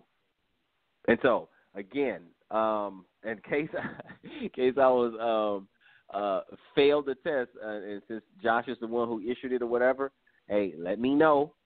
Let me know if we passed it. Okay, let me know if we were able to teach a whole lesson. We went 2 hours talking about civil disobedience and did not go to the New Testament, did not bring up any Messiah whatsoever, and hopefully we have fed the flock. Is there anybody on the line, Sal, before we go ahead and close it out? All right, family. Once again, we go into the phone lines. The number is 319-527-6239. That's 319-527-6239. If you got a question or comment, press number 1. We'll add you in the conversation. Yep, we got Skype caller. You are live. Skype caller, you are live. Can you hear me? Oh, yes. All right. Yeah, what's going on? Yeah, this is Brother Josh. How you doing, RT? How you doing, Brother Josh? Hey, I'm blessed, man. How you doing, BA? You doing okay, BA? Yes, sir. Yes, sir. What's going on, Brother Josh? Much love to you, my man. Oh, good to hear from you. Man. Praise God. Hallelujah. I'm listening as you ask the question. You don't know if I'm listening, but I have to say that you passed the Tanakh only challenge. Both of you did. Now, before I elaborate, let me just tell you why. You didn't try to disguise it as a peer review. You didn't make the show about me, and you made it a lesson just like I asked. I don't understand why Imuna and Mariana couldn't do this. This is exactly what I wanted. This is exactly what I asked for. You didn't have to do this. You decided to take the challenge. You didn't have to subject yourself to anything I challenged you to do. Either one of you did. It's just a challenge to teach the Tanakh, a simple lesson that has nothing to do with the New Testament, nothing to do with Jesus, nothing to do with Messianic. Just a lesson from the Tanakh, teaching a specific topic without attacking or bashing another belief center or system rooted on Jesus. Now, a lot of y'all listening in may be wondering, well, what was the point of this? I mean, Robert Reed is Messianic and D.A. is Messianic. What is the point of this? Well, two things. Number one, we're trying to show the Tanakh on Hebrews that we don't need you.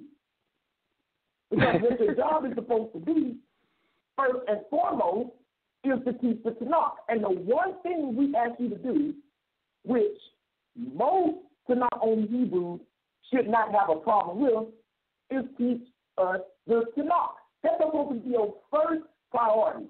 Everything else, like attacking the New Testament, banging on our book, or trying to discredit Jesus, anything like that is secondary. That's the second thing you're supposed to be trying to do. Just like the second thing we are supposed to be trying to do is attack anybody that goes against the Mashiach. But our first objective is to teach people about Jesus and what he wants us as believers to do. That's our first objective, not to attack other belief systems. They're not saying you can't do it. They're not saying we never have done it. They're not saying we'll never do it again. Right. But the first objective is to teach this. But notice that when I ask a Messianic to do the same exact thing that I asked the not only Hebrews to do, he got it right. Because unlike these to not only, he's not pretending like he don't understand the challenge, or that the challenge is absurd, or that it's a bad idea, or trying to come up with a class and try to slither out of the challenge. You know, a class titled, why I reject the Tanakh only challenge. So I want y'all to bear witness that a Messianic was the first person to correctly answer something I initially aimed at y'all. So what I'm trying to figure out is, and maybe that R2 and DA are doing this lesson, maybe they can answer this question for me. What I'm trying to figure out, I'll ask you first, Robert, what do you think is so hard about this challenge for them? Please, I would like to hear from you. Can you answer that for me, please? Actually, I got to be honest with you. I don't think it's hard at all. That's why I was shocked that nobody stepped up. I thought it was easy. I thought you know, in baseball when they say, you know, you just put it right over the plate. I thought the challenge, you put it right over the plate and they could just knock it out of the park. Like, man, Josh didn't say nothing. Check this out. And I thought it'd be lined up. You know, I thought they'd call Sal like, please. You know, that's what I do. I'm Tanakh only. Of course I can teach a lesson out of Tanakh. And crickets. Nothing. Okay, let me ask you this. And I'm kind of asking you this on behalf of Imuna and Mayama. They didn't ask me to do this, but I'm kind of doing it on their behalf anyway.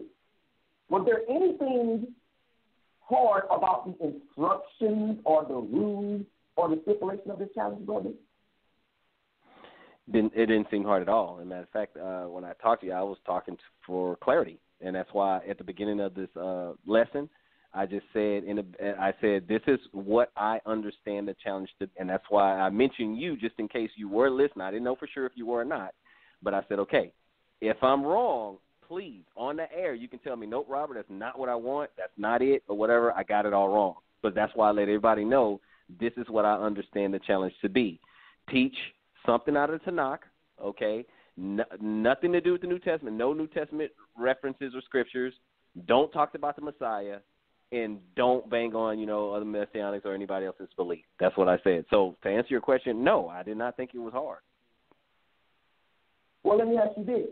Being that Tanakh only Hebrews claim that their main objective is for us as Messianics to learn and focus more on the Tanakh and just pretty much put down the New Testament.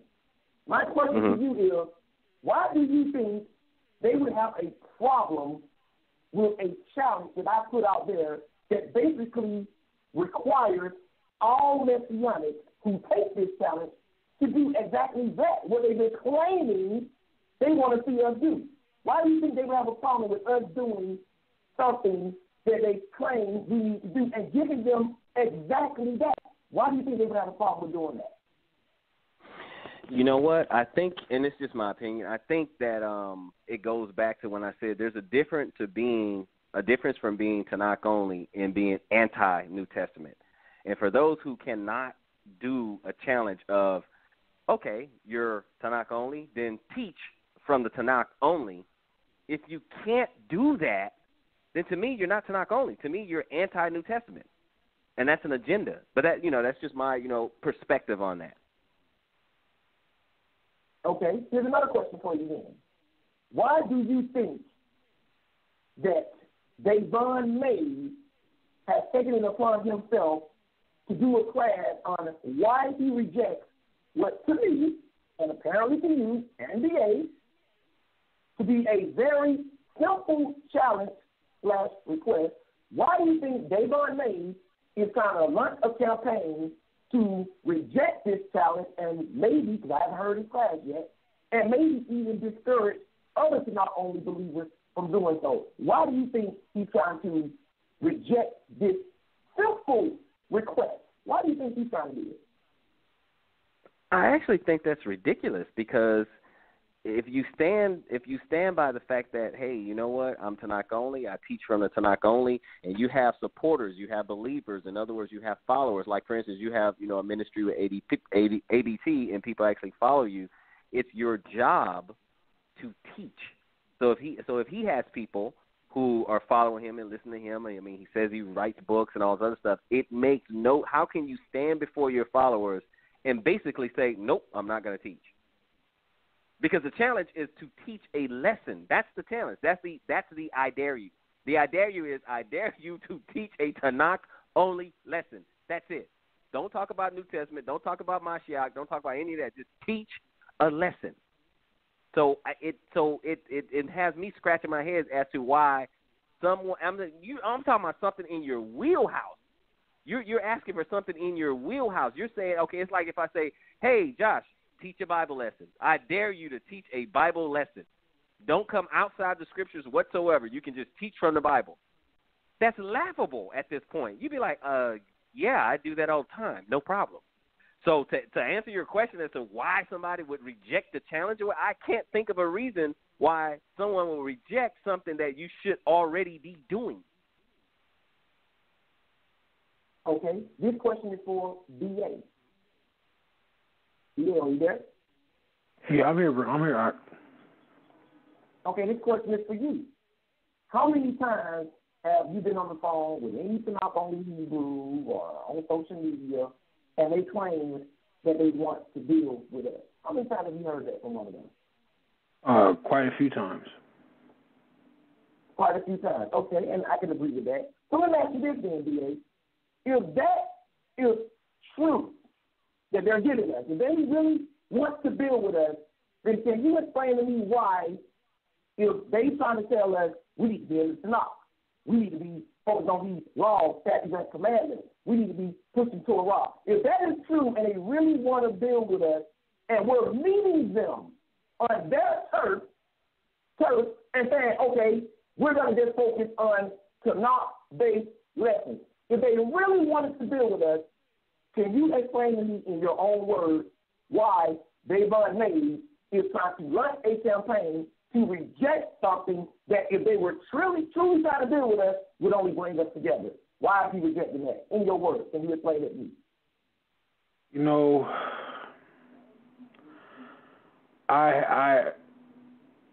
let me just speak overall. When I hear your question, it's like when a person says, oh, well, you get on someone's level and say, look, I just want to get on your level, brother, and I just want to get on the Tanakh. Let's just stay in the law and the prophets.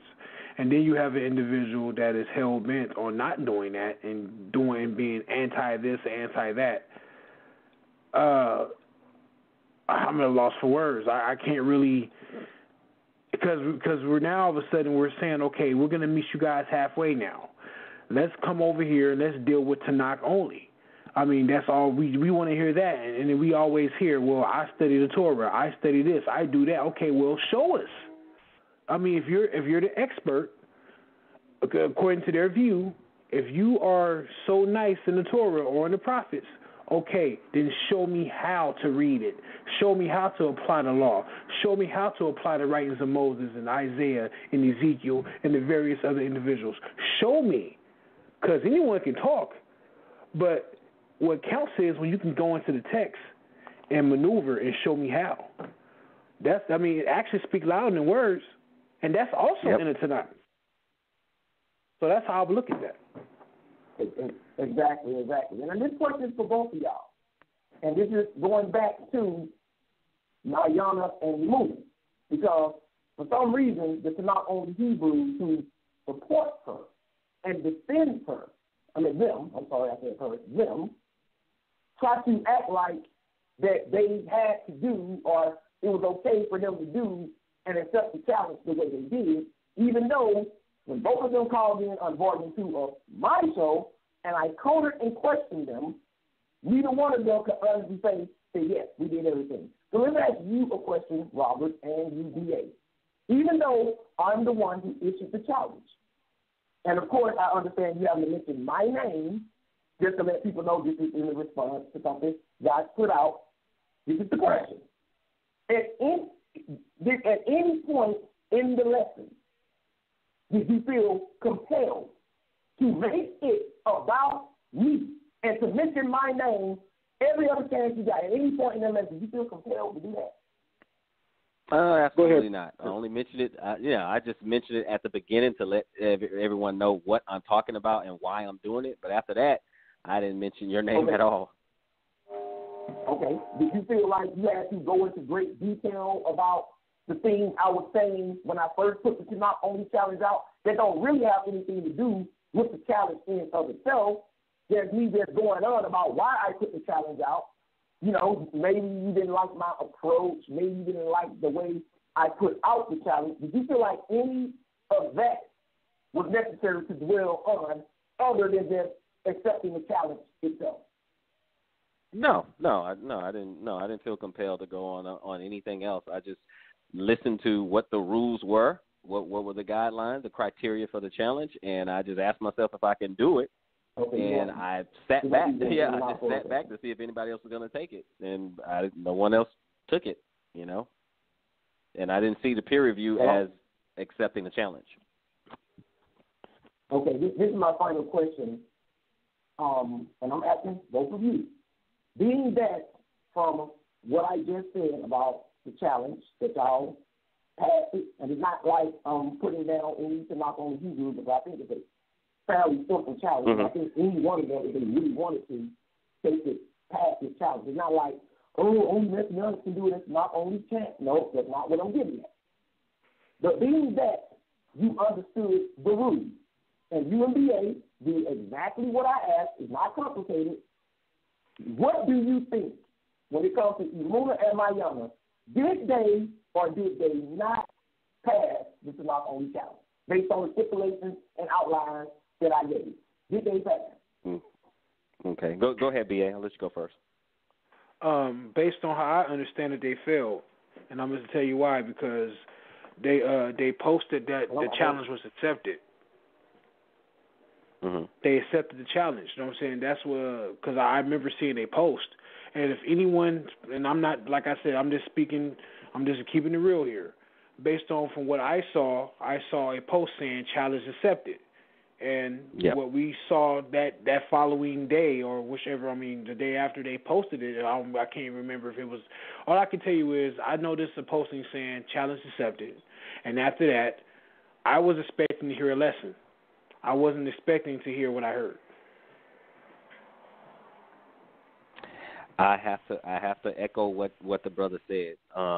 After I heard your initial challenge and understood the rules, I was waiting for someone to accept it.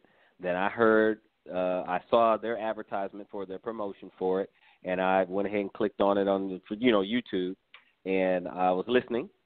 And I was waiting. I was expecting a lesson. I was waiting for a lesson. I was 20 minutes in. I was 30 minutes in. I was an hour in. I was an hour and a half in, and just no lesson came.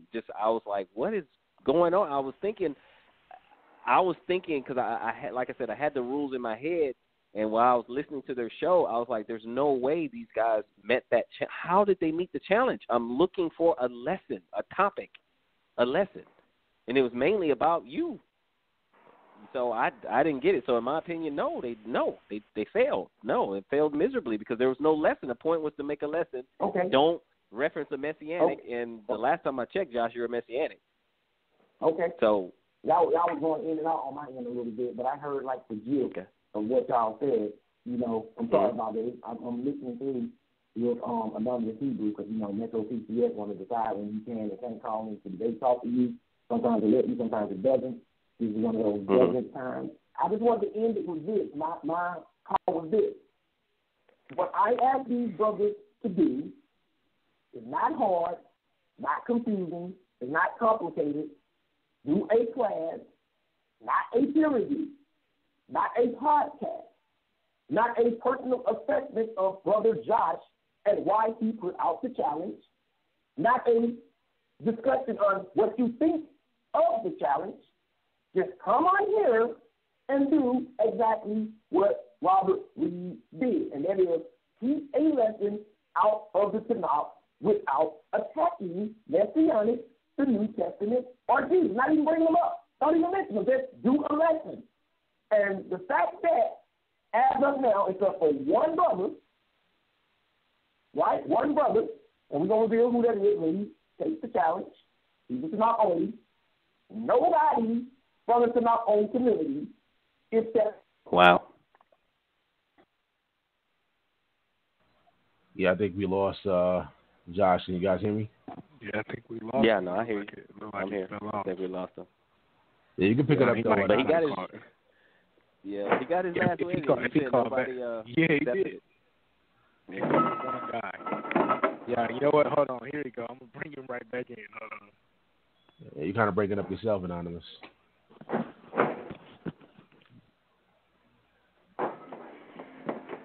All right, we got him back, fellas. Go ahead.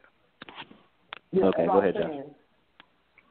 As I was saying, nobody is stepping up to do this, and I don't understand this, why me asking Tanakh only Hebrews to do a lesson.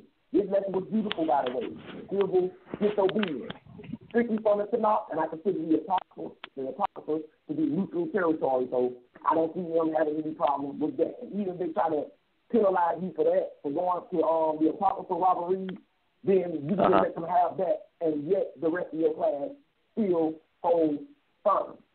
So I don't see why they're trying to make y'all think that Brother Josh is being egotistical or maniacal or sadistic for simply asking people who profess a certain belief system. Or gaslighting. I just wanted to put that. Or gaslighting, or gaslighting. For asking the people who represent a specific belief system to teach us about that. But the final thought I want to leave you, the debate talk for audience with, is this is how I know that all of these Tanakh only who come on this show, I said the ones that come on this show, that we qualify it, who have been beefing with us, spitting on our classes, telling people that they're going to keep on banging on our book no matter what. This is how I know these people are not really interested in, quote, unquote, building with us. This is how I know this. Because if they were, like Robert Reed said, they would have been lined up to take this challenge. The fact that only one person has accepted this challenge from the Tanakh only community shows a lot to speak volumes. It lets you know that these people don't really care about us. They don't really want to. They don't really want to introduce us to Tanakh. They just want to strip us of what we believe. Because if any one of them came to me right now and said, "Josh, I want to put out a New Testament challenge. Do a lesson without going to the Tanakh." Come on, y'all. I can do that in my sleep. Boy. Yeah. Come on, y'all. That's easy. So they're not going to challenge me to do that. And if any one of them came to me and said, "Well, Josh, do a Tanakh only lesson," again, in my sleep, as Robert Reed and B.A. basically did.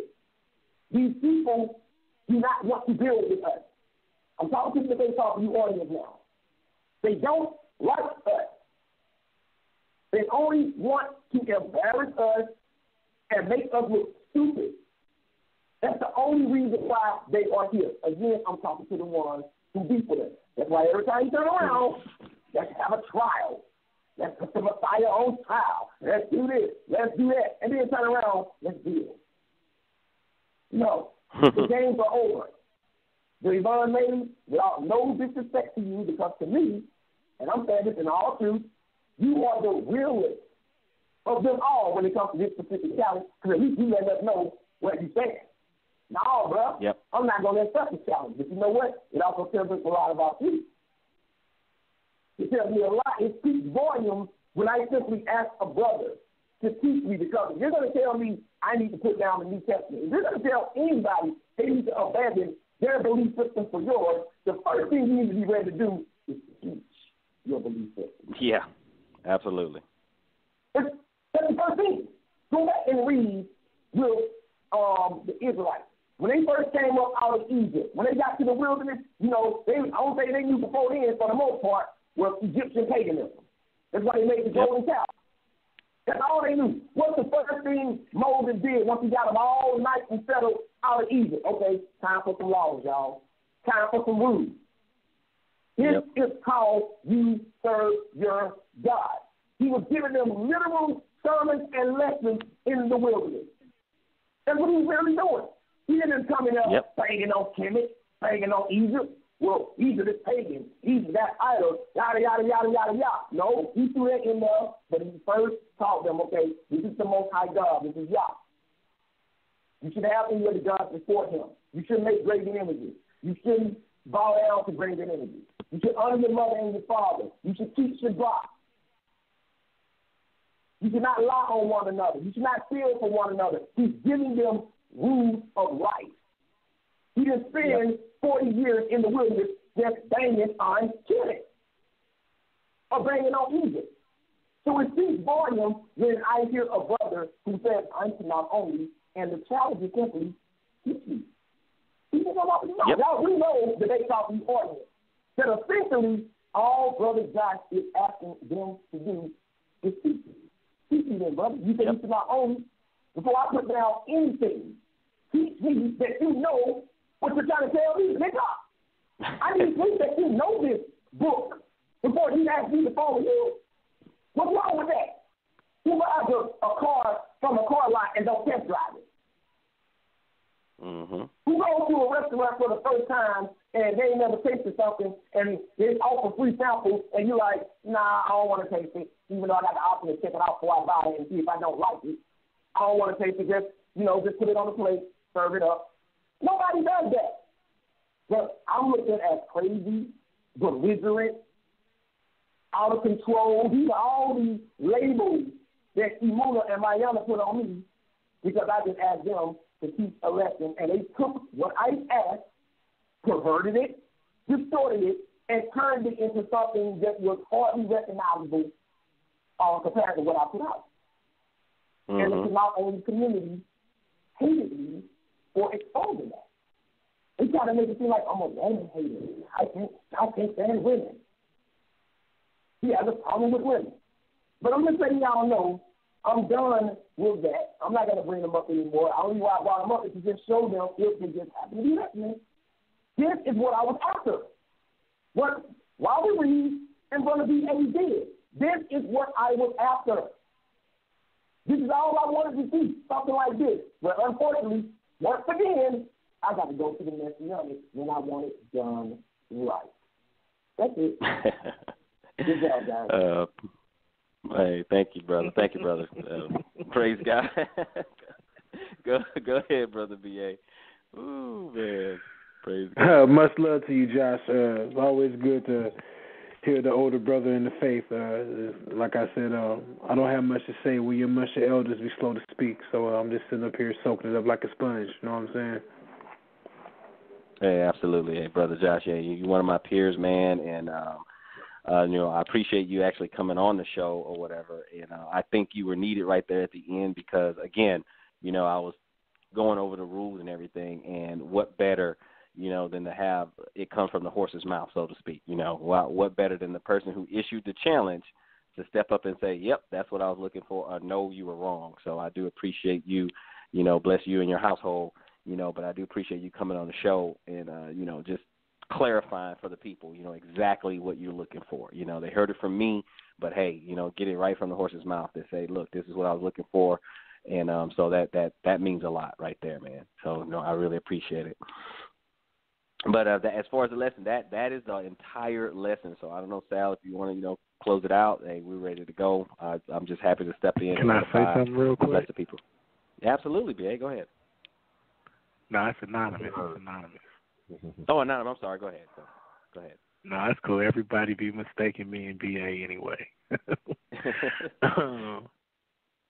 I'll say first off,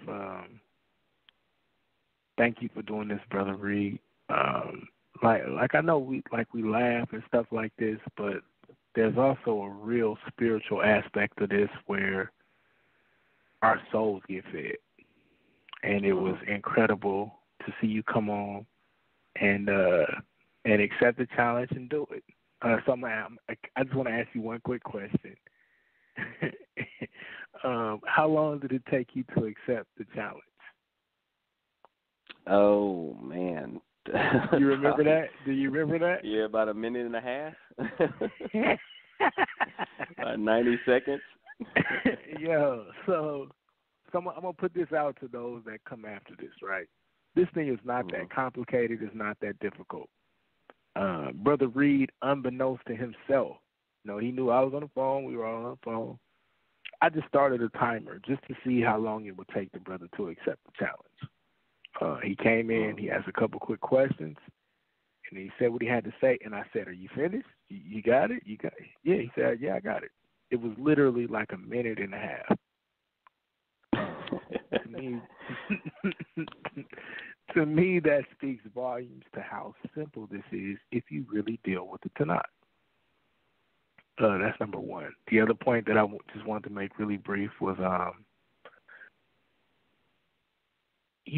haven't publicly just beat my ABT shield simply because I know I have a lot of detractors, and I try my best to protect my teacher and my brothers at ABT. But yes, Brother Josh is my teacher, and I do appreciate him for everything that he's done in my life. Even when times when I may not have liked something that he said and I got mad or whatever, him being a gracious brother, like, let me get mad and brought me back and sat me down and taught me more. You know what I mean? That's what a leader does. That's what a teacher does. So I've heard some brothers attacking, saying certain things. Yes, that is my teacher. Yes, that is my leader. I do consider him a brother and a teacher. So we can stop playing games with that. This Tanakh only challenge is not about separating or making people look bad. It is about, number one, getting Tanakh out, showing that we all adhere to the Tanakh, but also showing that those that claim to be, quote unquote, Torah only or Tanakh only are not really concerned with feeding us. And I can say that wholeheartedly now. Right? I can say that wholeheartedly now. Right? I've been involved with Debate Talk for You behind the scenes listening for a very long time. But now just on the shows, being here, I'm coming up on a year solid, consistently been involved with the conference calls and all of the stuff that's behind the scenes. And Sal and BA will tell you it's a lot. Like if anybody's ever been involved with setting up a debate or a show, imagine that times 10 because we're doing that multiple times a day, right? So this was easy, and it should have been easy. And the fact that it's turned into all of this craziness, to me, speaks volumes, right? Once again, if I'm wrong, teach me. I've went to college. I've been in the military. I've done all these things. I've played multiple sports. Most of us are very good with coaching. We're very good with being taught.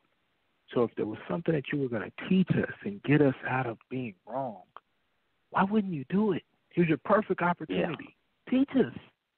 You know what I'm saying, Brother Reed? It's a perfect opportunity, right? Yeah, okay, yeah.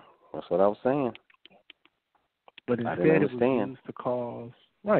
was used to cause internal strife. So to me, that speaks volumes. So that's all I got to say. I think our elders and Brother Reed and Brother Josh have spoke volumes tonight. You know, Brother B.A., you my bro. We're going to talk tomorrow. Excellent job reading. And I just want to let y'all know that brother's been very humble. So it's a lot that I'm sure he wanted to add to the lesson where Brother Reed was getting it. So he let him bring it out. And that's what we should do when we have those that are senior. Let them bring it out. Obviously, love to Sal, love to the brothers that brought the lesson, love to Brother Josh. Shabbat shalom to the family. And I was fed, thoroughly fed. So, hallelujah, all praise to the Most High. Shabbat shalom to the family. Thank you, Brother Anonymous. Shalom, Brother Anonymous. Yeah, much love to you, bro. Much love to you, bro. Yeah. Blessing on you and your household. Hey, Brother B.A., did you want to say a little something? I want to give you the opportunity to share some words.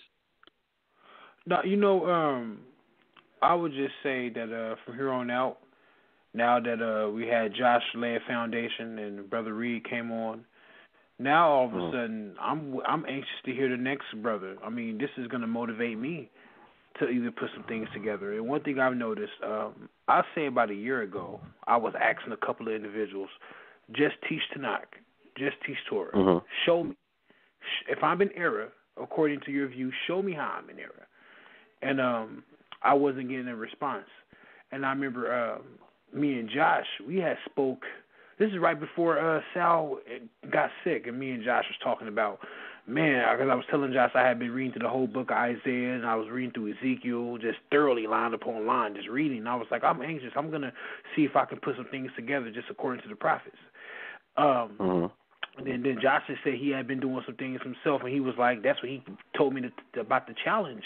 He told me about it right before Sal got sick, and the goal was to get it out before, but Sal ended up, unfortunately, Sal got sick, and we thank and we praise the Most High that he's doing better. So the goal was to get it out a lot earlier, but unfortunately, we know what happened, but he's good now.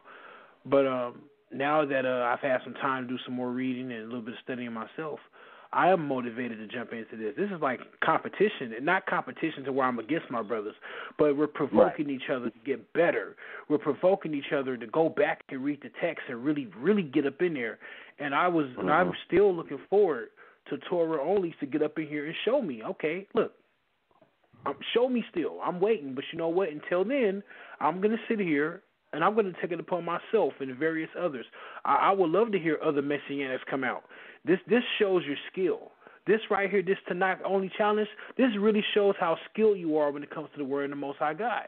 So most definitely, I am looking forward to it. I can't wait to hear the next brother up. Most High willing, either be me or Anonymous. Right now, I'm still kind of going in between what topic I want to do. There are a couple of topics that I would like to hear expounded on. Since Brother Reed, you are an elder, I would love for you to touch on idolatry, according to Moses and the prophets. You know what I'm saying? Because that was a topic that I had been looking at, and I was like, you know what, I want to hear an elder do that one because I'm still learning. So I will most definitely would like to hear a brother of wisdom and understanding who I believe the Most High is really shining on. I want to hear one of the older brothers to touch idolatry so I can sit back and be a student like I am and watch and observe and listen and see why that this word idolatry is being thrown around. I honestly am convinced that the word idolatry, there's a big misunderstanding of it. And I don't want to go any further because we know why that word is thrown out so much. But the point is that I will most definitely want to hear what did Moses see as idolatry? What did Elijah see as idolatry? What did the various other prophets understand idolatry to be? So I most definitely, like I said, I deal with a lot of political type stuff and a lot of social activity. So I'm most definitely putting together some things myself because I like to deal with the prophets and how they like to get socially active and provoke the people to righteousness and to stand firm and to live righteous. So that's where I'm going to go. That's my direction, and the Most High will, and I can go deeper than that. But I am motivated. If you're listening, rather you be Torah only or Messianic, please. Let's get it. Let's have fun with this. Let's not make it so uptight. Let's make this interesting for all of us who claim to be Bible readers and Bible studiers. Let's get in here. Let's have fun with this, and let's get back to building. And I'm done. Amen.